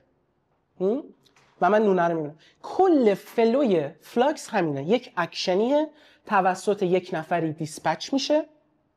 یک نفری تصمیم میگیره که بر اساس این اکشنی که دیسپچ شده کجای استیت رو تغییر بده. کسی اینجا سوال داره؟ خب ایده همون ریداکسه برای اینکه ایده ریداکسه که خب بازم ریداکس رو فیسبوک درست کرده و کوآتوراش رو هم کوآتورهای فیسبوک هم مثل دن آبراموف که الان دیگه گفتش من ناراحتم این که ریداکس رو درست کردم، ولی حالا ما آره ایده همشونه تقریبا. خب این مثاله رو میخواستم بزنم که مثالی بود که من تو کلاس همیشه میگفتم. مثلا من میخوام برم بانک و به بانک بگم که آقا حساب من رو افزایش بده. من میرم پیش تلف که حالا همون رسپشن میشه، میرم بهش میگم که آقا بیا و چیکار بکن، من میخوام 500 تومن دیپوزیت کنم، یعنی واریز بکنم به حسابم. این 500 تومن رو دارم، میخوام واریز کنم به حسابم. اکشنم چی میشه؟ دیپوزیت چک. دیپوزیت چک رو میزنه. بعد چیکار میکنه؟ اون نفری که پشت سیستم نشسته نوشته میگه اوکی یه دیپوزیت چک بکن. اینتر رو میزنه، یه چیزی دیسپچ میشه در اون سیستم که آقای فلانی با این اماونت میخواد یه دیپوزیت چک بکنه. یک ایونت، یک اکشن، یه چیزیه که تریگر شده، یک رویدادیه که اتفاق افتاده. بانک چی کار میکنه؟ بانک حالا این وسط ولیدیت میکنه که آقا اکانتش وریفای هست، میشه آپدیتش کرد، حسابش مسدود نیست، قمار نکرده، نمیدونم پولشویی نکرده، همه اینا رو چک میکنه دیگه. و بعد از اون چیکار میکنه؟ میاد یه رسید اتوماتیک آپدیتی برای اون طرفه میفرسته اونجا. حالا یه اس ام اس اصلا فرض کنیم میفرسته که آقا اینقدر مبلغ به حساب شما واریز شد. حالا تفاوته چی بود؟ تفاوته اینه که فکر کنین فرض کنیم من برم بانک 500 تومن از جیبم درارم، 4 تا چیزو کلیک کنم، برم خونم. خودم مودیفای کردم در صورتی که من هیچ دیدی نداشتم نسبت به اینکه آپدیت کردن این استیتی که من دارم انجام میدم چه سلسله مراتب هایی داشته. یعنی من صرفا رفتم 500 تومن اضافه کردم، اوکی، اکانتم فعال بود، بانک اصلا اجازه این کارو به من میداد و همه این لاجیک ها که خب فلاکس اومده همه اینا رو به زعم خودش برطرف کرد. اینا هم که یه سری چیزاست که میگه ما موفق شدیم و قوی شدیم و اینا. خب خودش خیلی سمه. خودش سمه؟ یه دیزاین پترنه دیگه. من مشکل رو بهتون گفتم و سولوشن فیسبوک براش دیزاین پترن فلاکس بود. یک مشکل بوده که اینطوری خواسته حلش کنه. کسی راجع به فلاکس صحبت داره؟ متوجه شدید ایده‌شو؟ ایده‌ش متوجه شدم. حالا کاربردش که باشید دست و پنجه کاربرد میریم تو کدن رو میبینیم. دیگه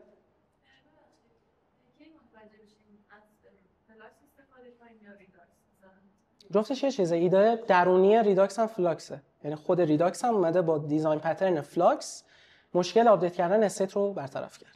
من نگفتم از اولش که ریداکسه، ولی هر چیزی که دارم اینجا میگم ریداکس هم ایمپلمنتش کرد. ریداکس، زوشتنت، موبکس، اینا همشون ایدهشون همینه. چیزا شد نگاه کردی گیتاب خود فلاکس؟ گیتاب خود فلاکس رو نه. این با خود فلاکس کار کردید مثلا در کتاب ریت فروشن مثلا سیگاری خودش اومده بود پارسال نوشته بود که عزیزم لطفاً از اون کمتر استفاده کنید. به صورت سولوشن‌های مدرن، سولوشن‌های و هر یه سولوشنی که خیلی جا دارن ازش استفاده میکنن و من خودم تو پروژه‌های خیلی بزرگ ازش استفاده کردم که حالا جلوتر بهتون میگم. خب این تا اینجا. پس سوال ندارین؟ این فریمورک مثل اسولت من مشکل استیت منیجمنت داشتم. استیت منیجمنتش این مدلی نیست که حالا که چیز دیگه بیاد روی سوار استیت گروگان هم نگه داره. از همچین چیزی اونجا قرار نیست استفاده بشه دیگه. ببین ایده آقای هریس روی اسولت این نبوده کلا. یعنی کلا ایده هاش مثل رول اپ دیگه. الان اومده رول داون هم فکر کنم هریس درست کرده، جدید من دیدم رو ویت گذاشته. آره. ایدهش کلا اینه که بیاد فریم ورک بسازه. ایدهش اصلا لایبرری نیست. ما داریم راجع به لایبرری صحبت می‌کنیم. وقتی شما دارید لایبرری استفاده می‌کنین، قطعا یه سری از این تولزا رو نداری. اوکی؟ ولی اسولت ایدهش ایده فریم ورکیه بیشتر. یعنی ایدهش اینجوریه که اوکی بیا از من استفاده کن، من روتینگ بهت میدم، من چه بدونم چیزهای مختلف دیگر رو هم برات فراهم میکنم، دیگه نیاز نیست بری پکیج نصب کنی. مثل ایده انگولار. البته اسفلت این کامپایلر بیشتر تا فریم ورک. اسفلت کیتش آره دیگه اسفلت کیت بیشتر چیزه. آره کامپایلر بیشتر، ولی میگم تولزی که خودش داره چیز میکنه یه چیز خودشو داره، کامیونیتی خودش رو داره دیگه. یعنی اینجوریه که من اینا رو همه رو در اختیارت میذارم و هر کدومم یه پکیج داره، یه حق انتخاب داری که همینایی که خودم نوشتم استفاده کنم. من یه بار از یه کارفرمایی شنیدم که گفت اسولت کلا تمیزتر از بقیه چیزاست، از ریاکت و اینو تمیز. احتمالاً واسه پروژه اسفلت بزنه دیگه. بهانه بوده. فکر نکنم. ببین تمیزه ولی ایده اصلیش تمیز و کثیف. آره دقیقاً. مدلی که در نهایت پروژه رو میسازه. شما چند نفر اسفلت دیولپر تا حالا دیدی؟ من اصلا یه جایی آوردم. خب حالا من اول نفر رو دیدم. ببین کامیونیتی خیلی مهمه، یک و دو اینکه یه پروژه‌ای تو با اسفلت میزنی تا ابد که اون دیولپرت اون شرکته نیست که میذاره میره. آره دیگه میذاره میره و شما اینجوریه که خب من چیکار کنم؟ یا باید بری با ای آی و کرسر و اینا سرتاشو هم بیاری که اونا هم نمیدونن. آره اونا هم اکثرا مشکل دارن. آره برای همین دوست دارم چون من کلا ریل دامه دیگه، کلا همه چیش ریل دامه تا جایی که میدونم. من کار نکردم باش، ولی یکی دو تا پروژه خیلی خفن ایرانی دیدم باش زدن و اونا متاسفانه دیسکانتینیو شدن و خیلی من تاسف خوردم بابت این، چون واقعا یکیشون اومده بود از اسفلت کیت استفاده کرده بود و اون پروژه واقعا خفن بود. یه پروژه VOD بود و نمیدونم چرا چیز شدم. VOD یعنی ویدیو آن دیمند. کی پرسید؟ شما پرسید. یعنی ویدیو آن دیمند، مثل نماوا، مثل نماوا چرا ایرانیشو گفتم، مثل یوتیوب مثل نتفلیکس. آره من خواستم یکمی جنس ایرانی رو پاس بدارم. نه ایرانی‌ها که یه FFmpeg دیگه خرجش. آره شما چیزی که می‌خواید استفاده کنید کجا می‌خواید می‌دونید. اول کمپانی مهمه. خب از کمپانی به تک میرسید. خب دقیقاً تو مثلا هر چیزی می‌تونی بلد باشی ولی میری تو کمپانی میگه اصلا ما جیس پیور می‌زنیم به $2000 تو میشی جیس پیور می‌زنی. خب مثل اون جیسون استاتام که گریه میکرد پولو میمالید به چشش. آره ولی من اینجوری نیستم. من اگه یه جایی برم بگن $2000 بیا مثلا MVC بزن، میگم $2000 مال خودت. $3000 من میدم. دوست ندارم دیگه، دوست دارم اون جایی که کار میکنم واقعا یه چیزی بسازم به درد مردم بخوره. مثلا این جایی که دارم کار میکنم خب اینجوریه که یه نئوبانک داریم کارت میسازیم مثل بلو بانک، بعد از صفر داریم میاریمش بالا. خب برام جذابه، این برام خیلی جذاب تر از اینه. حالا لانچ میشه. تو وقتی NDA سنگین خب کار کنی با اکثرش که کار کنی توی استیتی تو دیگه برات زیاد فرق نمی‌کنه از کدوم استفاده کنی. دقیقاً. یعنی دو پله 4 پله حالا پیچ ایشون 4 پله دارن از 4 پله 4 سو منظورته. خوزستانیشو گفتی 4 پهلوه درسته؟ آره ازش 4 سو بچه تکه مهم نیست. خب بعد کمپانی چی میخواد؟ خیلی اوقات هم کاملا یه حالت استارتاپیه و از تو میخوان که ببینن چی به دردشون میخوره. اونجاست که تو میای انتخاب میکنی که این ابزار فریمورکه کامل نیاز رو برطرف میکنم. من نمیام از یه چیز مثلا ساده استفاده کنم. حالا این خیلی بحث سافت اسکیل تور میشه خیلی. آره یعنی یه بحثیه که تو باید اون لحظه تصمیم بگیری از یه سنیور که آقا من با این استک راحت‌تر. مثلا من حالا الان کوتش هم میگم، من یه همکاری داشتم که خب برادر بزرگتر من بود، واقعا بهم اعتماد کرد تو بک علیرضا کاظم. همیشه ممنونش هستم هر جایی که میرم. میگم یه جمله خیلی باحال داشت، میگفتش که میدونید چرا ما اینجا مثلا دات نت داریم کار میکنیم، میکرو سرویسی، مثلا الان اینجا 80 تا میکرو سرویس دات نت داریم، یا مثلا چرا اینجا داریم ویو استفاده میکنیم و اینا. نظرتون چی گفت؟ را دستم بود. واقعا شما یه جایی نمیای بگی اسفلت خفنه برام اسفلت استفاده کنم، را دستم. من را دست من ریاکته. ما گفتیم خفنه بریم. نه اونش اوکیه. نه جواب اون سوالی که گفتن اسفلت گفته یه کارفرما، من جواب اون دادم. حالا به شما نگاه کردم ولی ازم جواب ایشون. آره. به در گفتم که دور از جون دیوار بشه. آره خلاصه اینطوری. آره خب اینم یه پروژه‌ایه که خیلی کوچولو نوشتمش. اینم میتونی بزنین. خیلی هم تلاش کردم که موبایل فرندلی باشه. حتما رکورد میکنیم دیگه. آره که شما بتونین ببینین. یه کانتکست API که با ایده فلاکس نوشته شد. من از این پروژه الان بهتون میگم چه جوری میشه به دیو تولز هم حتی وصلش کرد و این اصلا از ریداکس استفاده نکرد. من میام اینجا اینسپکت میگیرم، بعد این قسمت میرم توی کامپوننت، اینجا اینو میزنم، اینو نمیزنم، این اینجا رو کنم، این یکی رو میزنم، این تیکه هایلایت آپدیت ون کامپوننت ریرندر رو میزنم. این به من کمک میکنه که من بفهمم که چقدر داره ریرندر انجام میشه و کیا دارن ریرندر میشن. میبینین؟ الان مثلا این ریرندر نشد با اینکه چایلد این بود. خب میرید اولا باید برید ریاکت دیو تولز رو نصب کنین، اکستنشنش رو، بعد میرید اینسپکت میگیرین، تو تب اینسپکتتون یه کامپوننت اضافه میشه و یه پروفایلر. که حالا پروفایلر خودش یه چیز جداست که میتونید پروفایل بکنید که کامپوننتتون چقدر ماونت شده، کی ماونت شده و بتونید مشکلات کامپوننتتون رو پیدا کنید. و اینجا میزنید رو کامپوننت، اینجا یه دونه بیلک داره این بالا، این میذارید هایلایت آپدیتس و کامپوننت رندر و این خیلی بهتون کمک میکنه. خیلی جاها که مشکل پرفورمنس داره اپلیکیشنم اینو میذارم و یهو میبینم 600 تا چیز داره همزمان با هم رندر میشه. بعد میرم و مموشون میکنم. شاید فکر کنید که میرم درستشون میکنم، میرم نه مموشون میکنم که آره فعلا درست شه، که البته ریاکت 19 هم فکر کنم خودش هم ممو میکنه دیگه، اصلا ممو هم نمیخواد. آره دیگه ما رو ببین داره بیکار، ما رو ای آی بیکار نکرد، ما ریاکت داره بیکار میکنه.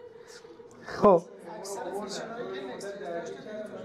آره پی پی آر رو آوردن. پی پی آر که البته یکم مشکل داره چیزش، تلفظش. خب بریم، من اینجا ترایو دارم. آره ترایو دارم. خب اول از همه کانتکست چیه؟ همه تو میدونین کانتکست چیه؟ کانتکست API یه گلوبال استیت منیجمنتی که خود ریاکت درستش کرده و شما میتونید استیت های گلوبالتون رو توسط اون منیج بکنید. ما دو مدل استیت داریم، یا استیت هامون لوکاله توی کامپوننته، یعنی حافظه کامپوننته، یا نه اون استیت یه جایی شیره و همه میتونن به اون دسترسی داشته باشن. یکی از راههای بیلتینی که ریاکت برای این کار داره کانتکست، راه دیگه‌اش ریداکس، راه دیگه‌اش موبکس، زوشتنده که همه اونا حالا ریداکس رو میدونم پشت زمینه خودشون دارن از کانتکست استفاده میکنن. همین کاری که الان اینجا داریم میکنن.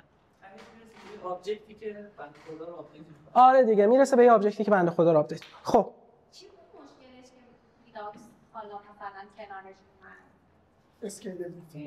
همین دیگه، همین کد رو بعد خودت مینوشتی، اون کد اونا نوشته بودن، با 1000 تا 2000 تا ایشو ریزالو شده. آره دیگه روزای اولا که اصلا کانتکست API نبود. آره. خب من اول از همه اومدم یه کانتکست سیمپل ساختم. بچه‌ها وقتی ما کانتکست میسازیم اولین کاری که میکنیم اینه که میایم از یوز استیت استفاده میکنیم در نوب ترین حالت ممکن. یه یوز استیت درست میکنیم و ما به ازای پراپرتی هایی که میخوایم نگه داریم یوز استیت میسازیم. مثلا یه یوز استیت میسازم برای یوزر، یه یوز استیت میسازم برای تم لایت یا دارک، یه یوز استیت میسازم برای ایکس، یه یوز استیت میسازم. یهو میبینی 50 تا اینجا یوز استیت داریم. این یوز استیت ها رو در نهایت این فانکشن ها رو ترسناکه ولش کنیم، میام پاس میدم به ولیو اونجا. یعنی عیناً میگم این استیتم، این ست استیتم، این استیتم، این ست استیتم. حالا من گلوبالی همه جا در دسترسش دارم، همینقدر راحت. یعنی چقدر طول میکشه نوشتنش؟ شاید کمتر از 30 ثانیه. یه یوز استیت تعریف میکنی، استیت و ست استیت، پاسش میدی به اون کانتکست. حالا کانتکست تو هر جا بری رپ بکنی تو اپت با یوز کانتکست میتونی ولیوشو بخونی، استیت رو بگیری، ست استیتش کنی و همه این صحبت. حالا مشکل چیه؟ مشکل چیه اینجا به نظرتون؟ آفرین، ری رندرینگ دیگه.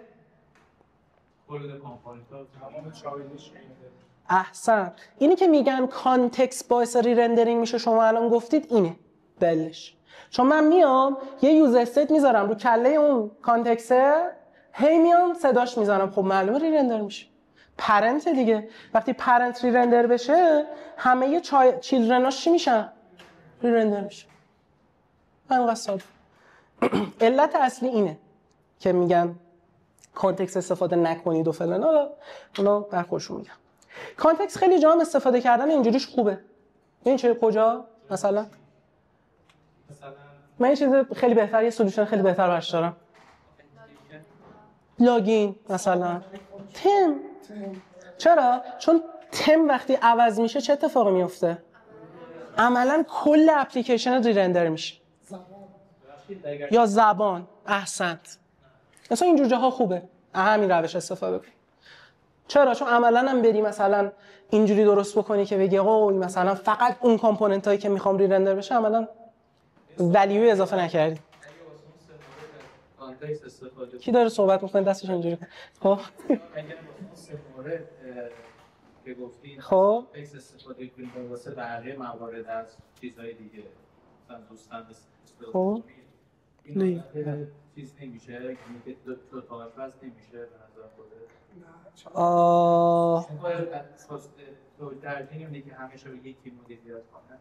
ببین استفاده کردن از دو تا بذار یکم بریم عقب‌تر. ببین ما دو تا گلوبال استیت منیجمنت داریم، دو تا تایپ داریم. یک کلاینت گلوبال استیت منیجمنت داریم، یه سرور گلوبال استیت منیجمنت داریم. سرور استیت ها کدومان؟ مثل ریاکت کوئری، مثل RTK کوئری. اینا فقط وظیفه‌شون اینه که دیتا رو از سمت سرور بگیرن، کشش کنن.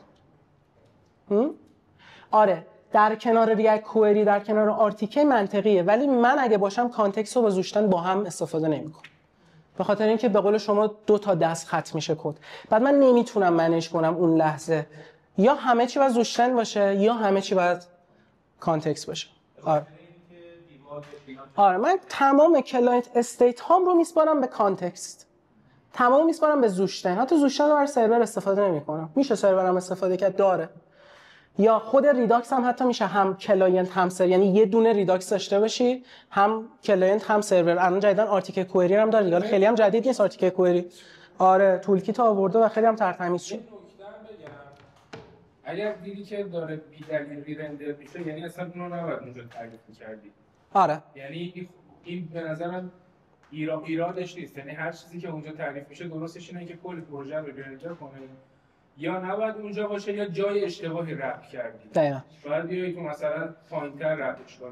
ولی اگر دیدی داره این اتفاق میفته ببین درستش که کانتکست در میاد. ولی چون تو احتمالاً داری وریبل مثلا جای اشتباهی میذاریش.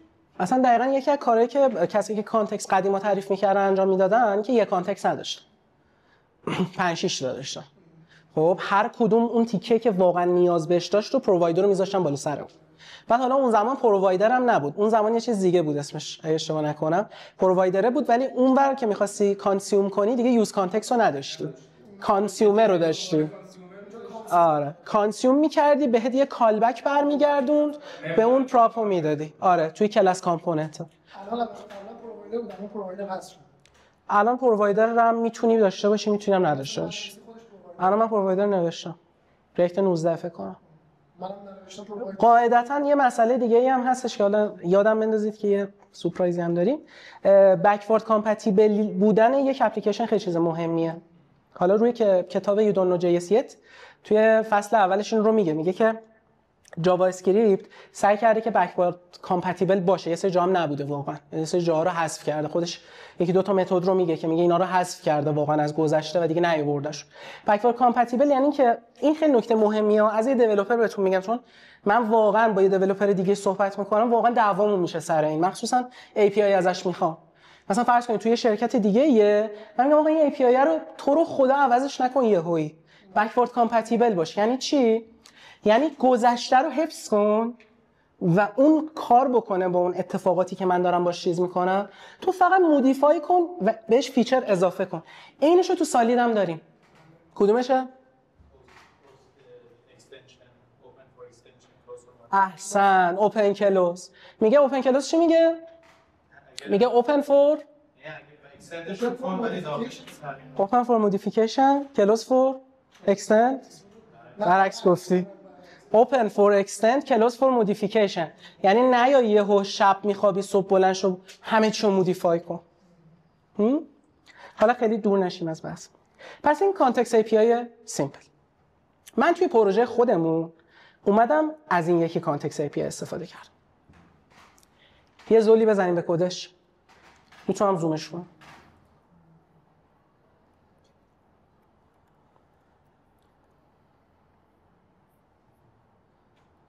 خوبه؟ اومدم به جای یوز استیت از یوز ریدوسر استفاده کردم. یوز ریدوسر چی کار میکنه بچه‌ها؟ کسی میدونه؟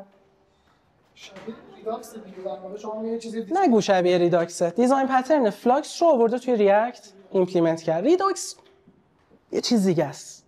اونوره. اونم اومده از این استفاده کرد. آره. یه هوکیه که دقیقاً همین دیزاین پترنی که ما امروز صحبت کردیم و اومده چیکار کرده؟ ایمپلیمنت کرد. ما توی در واقع فلاکس 4 تا ترمز داشتیم. اکشن فایر میشه یا دیسپچ میشه، صدا زده میشه. و این گفتم به کی میرسه؟ به یه نفری میرسه که این تصمیم میگیره که کدوم استیت تغییر کنه. به این نفری که تصمیم، یالا انگشت درست نیست، به این نفری که تصمیم میگیره که کدوم در واقع استیت تغییر بکنه میگن ریدوسر. ریدوسر مسئولیت این رو داره که یک اکشنی رو بشنوه که دیسپچ شده و تصمیم بگیره که کدوم استیتش باید تغییر کنه. حالا ممکنه هیچ کدوم از اون استیت ها وابسته به اون اکشن نباشن. وظیفش اینه که استیت رو پاس بده بیرون. استیت رو گرفت، نگاش میکنه، میگه نه به دردم نمیخوره، استیت رو تحویل میده. یعنی یه نفریه که مثلا اینجا اومده، مثلا فرض کن 3 نفر ریدوسر، میگم آقا این کنترل رو بگیر، نگاش میکنی، میگه به دردم نمیخوره، میدی به من دوباره، استیت رو ازش تحویل میگیره. اگر استیت رو ازش تحویل نگیره چه اتفاقی میفته؟ بگیر اینو، پاک میشه همه چی پاک میشه. یعنی اگر استیت رو نگیره به منزله اینه که اون استیت کلا پاک شده، نال شده، میپره همه چی. در نهایت ایشون فقط مثل یک کنترل کیفی میمونه، نگاه میکنه میگه این اکشن برای منه ها، من این اکشن رو میخوام، این اکشن باید مودیفای شه، استیتش باید اینجوری تغییر کنه. یوز ریدوسر 2 تا ورودی داره، یه ریدوسر میگیره و یه اینیشیال استیت میگیره یا استیت اولیه. حالت اول این استیت رو بهت میگه یا آقا کانترت 0. حالا تو میری ما به ازاش ریدوسر تعریف میکنی. چه شکلی؟ ریدوسر تعریف میکنی این شکلی. ما به ازاش ریدوسر تعریف میکنی، میگه هر اکشنی که داره اتفاق میفته چه تغییری روی استیت من باید انجام بشه. مثلا اکشن اینکریمنت من همیشه استیت رو یه دونه اضافه میکنه. حالا ریداکس اومده خیلی خوشگلش کرده، گفته استیت رو میتونی مودیفای مستقیم هم انجام بدی. میدونید دیگه استیت رو نمیشه دایرکت مودیفای کرد دیگه. چرا نمیشه؟ چرا رندر نمیشه؟ چون این سابسکرایب نمیشه دیگه. نه. استیت رو شما مستقیم چک کنید. چرا ست استیت میزنیم رندر میشه؟ چون رفرنس حافظه تغییر. نه من دارم یه فانکشن کال میکنم. وقتی دارم یه دیتایی رو مودیفای میکنم چرا باید تریگر شه؟ نه دیگه، وقتی داره استیت مودیفای میشه میگه اوکی این استیت من این تغییرات رو بده، ری رندرش هم بکن. تو فانکشنش نوشته اینو. اگه من اون کار رو نکنم خب این فانکشن ها رو هم کال نکردم، پس به اون خط کدم نرسیدم هیچ موقع. علتش این. خیلی علت ساده ای داره. پس دونه به دونه میاد نگاه میکنه. مثلا همین کیسی که اینجا بود، میام این اکشن منه بهشون میدم، میگم اینکریمنت، میگه به درد من نمیخوره، استیت رو میدی به من، میگم دیکریمنت، میگه آره دیکریمنت برای منه، یه دونه از استیت کم میکنه، کنترل دوباره میده به من، یه دونه از این کم شد، حالا دو در نکنی کنترل رو بنده خدا میگه اینجا کجاست. و ریست کردنش که خب ریست میکنه کانتر رو. لودینگ مثلا یه پراپرتی دیگر رو میره لودینگش رو تورو میکنه. و در نهایت اگر کار نداشته باشه با این، دوباره ببخشید من این کنترل رو به شما میدیم، کار نداشته باشه با این چیکار میکنه؟ میگه به من چه؟ برو بده به یکی دیگه. برو انقدر این کار رو بکن که این صاحبش پیدا شه، صاحبش هم پیدا نشه استیت همین. اوکی؟ پس این از این. حالا یه کار دیگه هم این یوز ریدوسره میکنه. میاد اون یوز استیت های 600 تا بود که تعریف میکردم همشو میکنه یه دونه. کل استیت همو تو اون نگه میداره، هر جا لازمه که استیت عوض بشه من دیسپچش میکنم. تو دیسپچم چی باید بهش بگم؟ بگم برو نونو بخر، یه پولی هم بهش بدم. پس اکشن من برای دیسپچ شدن یه تایپ داره که میشه ایونت من و یه پیلود داره. همیشه میتونه پیلود هم نداشته باشه، مثل این اینکریمنته. الان اینکریمنت پیلود داره، عدد به ما میده؟ نه، میگه برو یه دونه اضافه کن. ولی من میرم بانک میگم آقا حسابم رو افزایش بده، اینم پیلودت، اینم پولی که باید استیت منو بابتش تغییر بدی. تا اینجا متوجه شدی؟ الان اینجا دو تا انتیتیه، یکی کاری که باید انجام بده، یکی پیلوده. خب شده تو کداتون مثلا یکی چیز سومی هم بخواد یا نه؟ من خیلی جا همین دوتا رو میبینم. نه همین دوتاست. نه همین دوتاست. من ندیدم. همین دوتاست. جانم. اینجا که داری یوزر رو از ای که استیت رو داره تجمیع میکنه انگار استفاده میکنی، این داره چجوری تشخیص میده که کدوم استیت تغییر کرده؟ داره دونه داره پاس میده. حالا اون صحبتتون نگه دارید تا به یه سوالی میرسیم که جوابش همونه. خب حالا یه معضل دیگه هم این فلاکس داره. معضلش چیه؟ هیچ چیزی، ببین معضل ریداکس بوده، به ما میگفتن اول ریداکس این معضل رو داره، ولی معضل فلاکسه. هیچ چیزی غیر از آبجکت نمیفهمه. یعنی حتما باید بهش بگی تایپ و این پیلود، یا پیلود هم ندی باشه. حالا اگه من بخوام فانکشن دیسپچ کنم باید چیکار کنم؟ فانکشن تایپش آبجکته، ولی من دارم راجع به آبجکت صحبت میکنم نه تایپ آبجکت. متد داری صحبت فرض کن. آبجکت دیگه، نه متد چرا؟ آبجکت. بله. حالا من اونو باید چی کارش کنم؟ در حالت عادی دیسپچی که من اینجا دارم انجام میدم فقط از من چی قبول میکنه؟ اینو قبول میکنه، میگه به من یه تایپ بده که تایپ هم اینه و حالا یه پیلود بده که این پیلود این نداره. حالا اینم از ریفر استفاده کرد، اینفر استفاده کرد. با این میفهمه که باید دیکریمنت بکنه یا اینکریمنت بکنه. خب چیکار کنم؟ من میخوام یه فانکشن بنویسم، فانکشن لاگین. بگم آقا اگه این اتفاق افتاد، اگه یوزر پسش درست بود لاگینش کن، اگه یوزر پسش اشتباه بود لاگ اوتش کن، اگه فلان بود فلان چیزو دیسپچ کن. چجوری این کارو بکنم؟ میتونیم واسط بذاریم. میتونیم واسط بذاریم. واسط منظور میدلوره. خب میدلور این کارو بکنه، نهایتا ریترنش میتونیم یه ابجکتی بدیم به دیسپچ کنه. دیگه چی سولوشن؟ سولوشنش توشه یه کاری به غیر از این من میخوام فانکشن کال دیسپچ کنه، من میخوام بهش فانکشن بدم، بگم لاگین کن.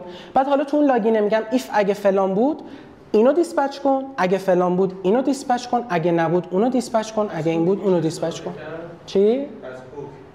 از هوک نه. تایپش عوض نه تو همینجا نوشتم و همینجا میدیدید. این بذاریم اگر آبجکت بود اونو پاس بده. این مثل شرایط ریداکس تانک آفرین. ریداکس تانک چیکار میکرد؟ یه میدلور بود که به ما میگفتن کد ایسینک اجرا میکنه. کد ایسینک هم اجرا میکنه ولی در واقع به ما کمک میکنه که ما فانکشن دیسپچ کنیم. یعنی من فانکشن بنویسم، یه سری شروط توش بذارم، دیگه کار ندارم این بود اینو دیسپچ کن، اون بود اونو دیسپچ کن. چرا برم دونه دونه باز دیسپچ بنویسم؟ دوباره همون اتفاق ست استیت رو دارم رقم میزنم. و تانک میدلور رو ببینید، حالا پکیجی که نصب می‌کنی همینقدر ساده است. این تانک میدلور پکیجی که نصب می‌کردیم رو میدلورهای ریداکس اضافه می‌کردیم، به میگن تانک. چیکار میکنه؟ خیلی ساده. من لوری باهاتون صحبت می‌کنم، من خودم دارم ولی لوری منظورم. آقا یه اکشن اگر ورودیش آبجکت بود چیکارش کن؟ دیسپچش کن. اگر ورودیش فانکشن بود فانکشن رو کال کن، دیسپچ رو بذار توش که من توی اون فانکشن دیسپچر رو دسترسی داشته باشم. تو اون فانکشن بگم اگه ایف این بود دیسپچش کن این، اگه ایف اون بود دیسپچش کن این. متوجه شدین؟ کل ایدهش اینه. ایده تانک میدلور همینقدر ساده. کسی سوال داره راجع به این؟ یعنی من با این تریک بهش فهموندم که فانکشن هم دیسپچ کن. حالا بریم مثلا رفته پکیج نصب کرده، هر روزم داره یه بامپ ورژن میده. پترن خیلی جا دیده میشه، یعنی همین دو تا کاور احسن، خیلی جا ازش استفاده میشه. بیشتر غیر از تو این داستان تغییر استیت کجا شما مثلا به این فرق کردید؟ خیلی تو این زاستند و همه اینا داره اینا اصلا. ایده زوشتند این نیست ولی میتونی ازش این استفاده رو کنی. ست داره اونم دقیقاً همینجوری. میتونی استفاده کنی ولی ایدهش این نه. ایدهش اینه که اصلا پرووایدر نداشته باشی. بعد کلا هوک محور کار میکنه. آره میگه من اصلا پرووایدر ندارم، من یه جور دیگه دارم هندل میکنم. که حالا اون سومی است که فکر کنم خیلی خسته‌ای. خسته واقعا؟ نه اوکی، فقط من یه سوال دارم. الان اگه آبجکت باشه داره آبجکت رو میده، اگه فانکشن باشه داره دیسپچر توی فانکشن فانکشن رو کال میکنه، دیسپچ رو میده توش. خب اوکی، دو فانکشن داره میده بهش. نه دیگه، ببین چه جوری میشه تفاوتش. تفاوت رو نگاه کن. اینجا رو اون اکشنت فانکشنه دیگه تایپ و پیلود نداره.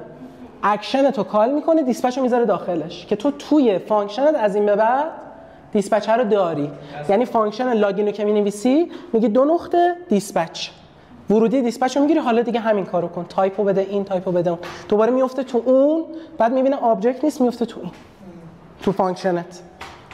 متوجه شدی؟ یه ایرادی داشت این کد، اونم این بود که اگه من میخواستم استیت تعریف کنم باز باید ما به ازاش یوز ریدوسر تعریف میکردم. چرا؟ چون یوز ریدوسر یه دونه ریدوسر بیشتر نمیگیره. برای اینکه من جلوی این مشکل رو بگیرم، ریداکس اومده بود یه چیزی درست کرده بود به اسم کامباین ریدوسر. این هم کامباین ریدوسر که یه ریدوسره که استیت اکشن استیت رو میگیره و پاس میده به اینا. حالا من راحت این رد نمیشه. ما توی یوز ریدوسر یه ریدوسر بیشتر نمیتونیم. دستتو بگی بالا، من گم کردم که درست شما. توی یوز ریدوسر من یه ریدوسر بیشتر نمیتونم بهش پاس بدم. حالا اگر چند تا ریدوسر چند نفر اجیر کرده باشم که یه کارهای مختلف رو برام انجام بدن، مثلا یه یوزر ریدوسر دارم، یه کانتر ریدوسر دارم، یه تم ریدوسر دارم. تغییر استیت چند تا ریدوسر؟ نه، مثلا من یه اکشنی دارم میگم تمو لایت کن. خب میخوام به یکی این ریدوسرها برسه دیگه، که اون بره اون استیت رو تغییر بده. چیکارش کنم اینجا؟ نمیتونم. من میام کامباین ریدوسر رو درست میکنم که کامباین ریدوسر کاری که میاد انجام میده اینه که میاد بر اساس اون استیت هایی که من تعریف کردم هر کدوم رو پاس میده به یه کانتر ریدوسر، هر کدوم پاس میده به یه ریدوسر. مثلا کانتر رو پاس میده به کانتر ریدوسر. این همون استیتی هستش که من الان تو کانتکست هم دارم و ازش میتونم استفاده کنم. با این کی ولیو ست میشه. برای همین بود که استیت رو برمیگردونه. برای اینکه من بهش کانتر رو میدم، کانتر رو دوباره برمیگردونه اینجا. اگه من بهش کانتر رو بدم هیچی برنگردونه، این نال میشه. اوکی؟ این از این. حالا یه ایرادی داره این کد. تو ریداکس ها ولی ایراد داره. ایرادش چیه؟ به نظرتون؟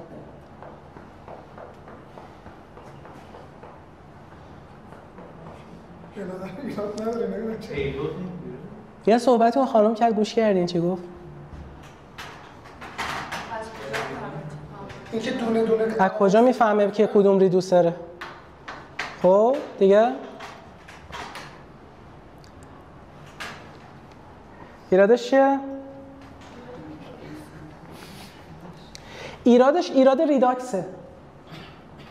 اگر شما 50 تا ریدوسر اینجا داشته باشی چه اتفاقی میفته؟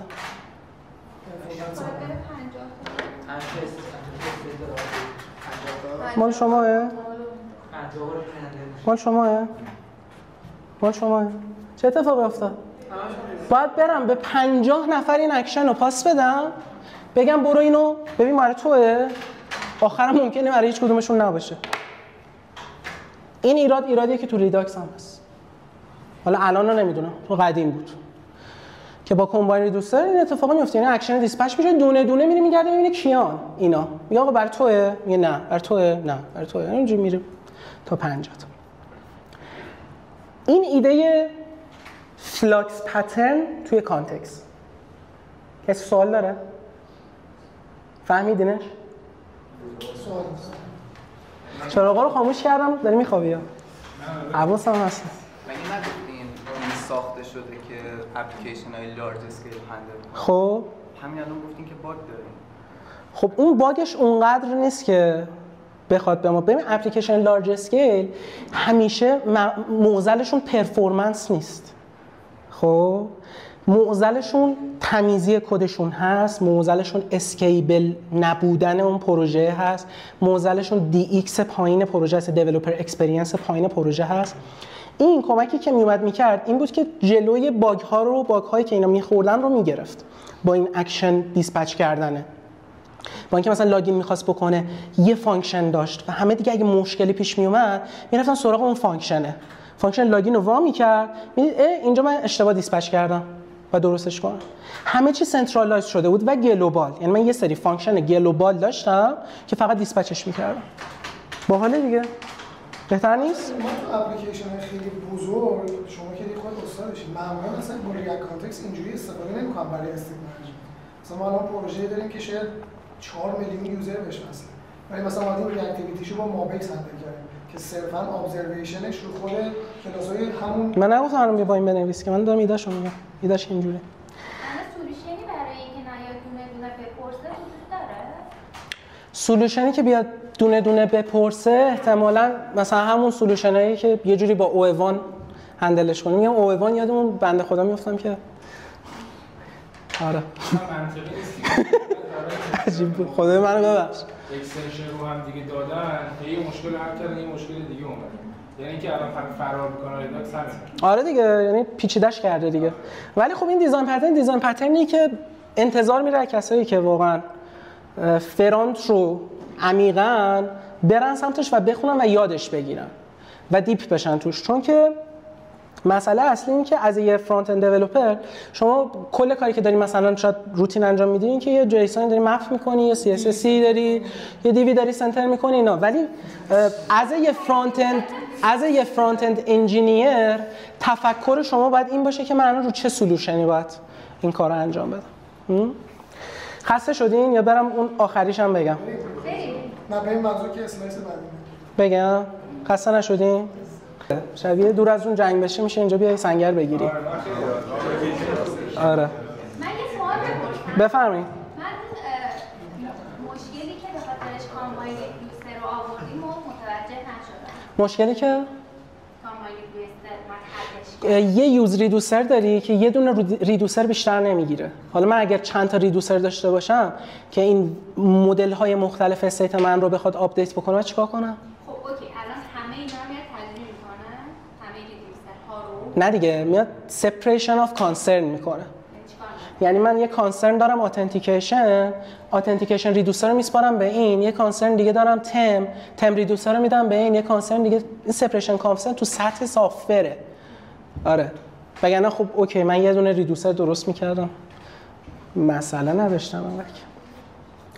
خب یه ایرادی هم اون داشت، یعنی ما هی داریم بهترش میکنیم که کسایی که دیگه یه کمی میخوان پیچیده ترش کنن میان روی. ایراد اون چی بود؟ ایراد این بود که خب مشتی یوز استپ و یوز ریدوسر چه فرقی داشت؟ اینم تغییر میکنه، اونم تغییر میکنه، این ریرندر میشه، اونم ریرندر میشه دیگه. ها؟ چیکار کنم که اون کامپوننتی که اون استیت رو سلکت کرده فقط ریرندر شه؟ ایده زوشتند، ایده ریداکس و ایده چیزای دیگه که دارن رو پرفورمنس کار میکنن. این میاد مشکل پرفورمنس کانتکست رو هم حل میکنه. من فقط ایدهش رو توضیح میدم چون یه کمی ایدهش سخت. داره دیزاین پترن ابزرور رو ایمپلیمنت میکنه. ما دو تا دیزاین پترن داریم، یعنی دو تا مشکل داریم که دو تا راه حل براش درست کردن. این دو تا خیلی به هم شبیه. یکی پاپ ساب، یکی ابزرور. پاپ ساب ابزرور. اوکی؟ پاپ ساب چیکار میکنه؟ میگه یه کسی یه چیزی رو پابلیش میکنه، یه کسی یه جای دیگه سابسکرایب میکنه. این دوتا از هم هیچ خبری هم نداره. ابزرور چی میگه؟ ابزرور میگه یکی یه جایی یه چیزی رو دیسپچ میکنه ولی میدونه چه کسایی باید آپدیت رو بگیرن. این ابزروره.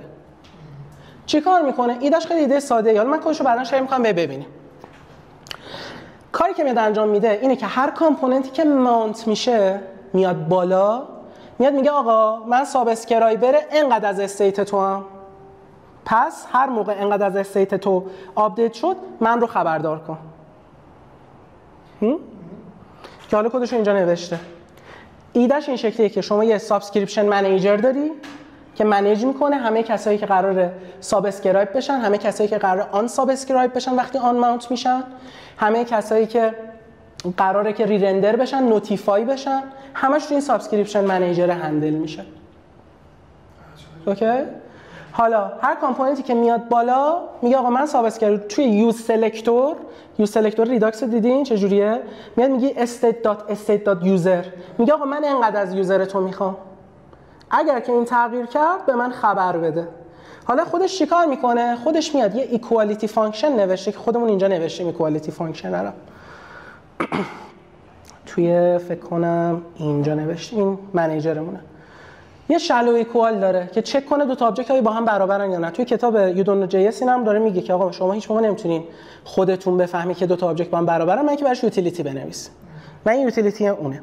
همیشه میاد چک میکنه که آیا تغییری انجام شده تو این دو تا آبجکت یا نه. وقتی تغییر انجام شده باشه میاد و نوتیفای ایشون رو کال میکنه. اون وقت ایشون میره به همه اونایی که سابسکریپشن بودن خبر میده که خودت رو ریرندر کن. چه جوری؟ اینجوری این کامپوننت کال بک اون کامپوننت رو اجرا میکنه. کامپوننت فانکشنه دیگه، فانکشن اجرا میکنه. کلاس سابسکریپشن منیجرتون آره ولی وقتمون کمه چون کار داریم.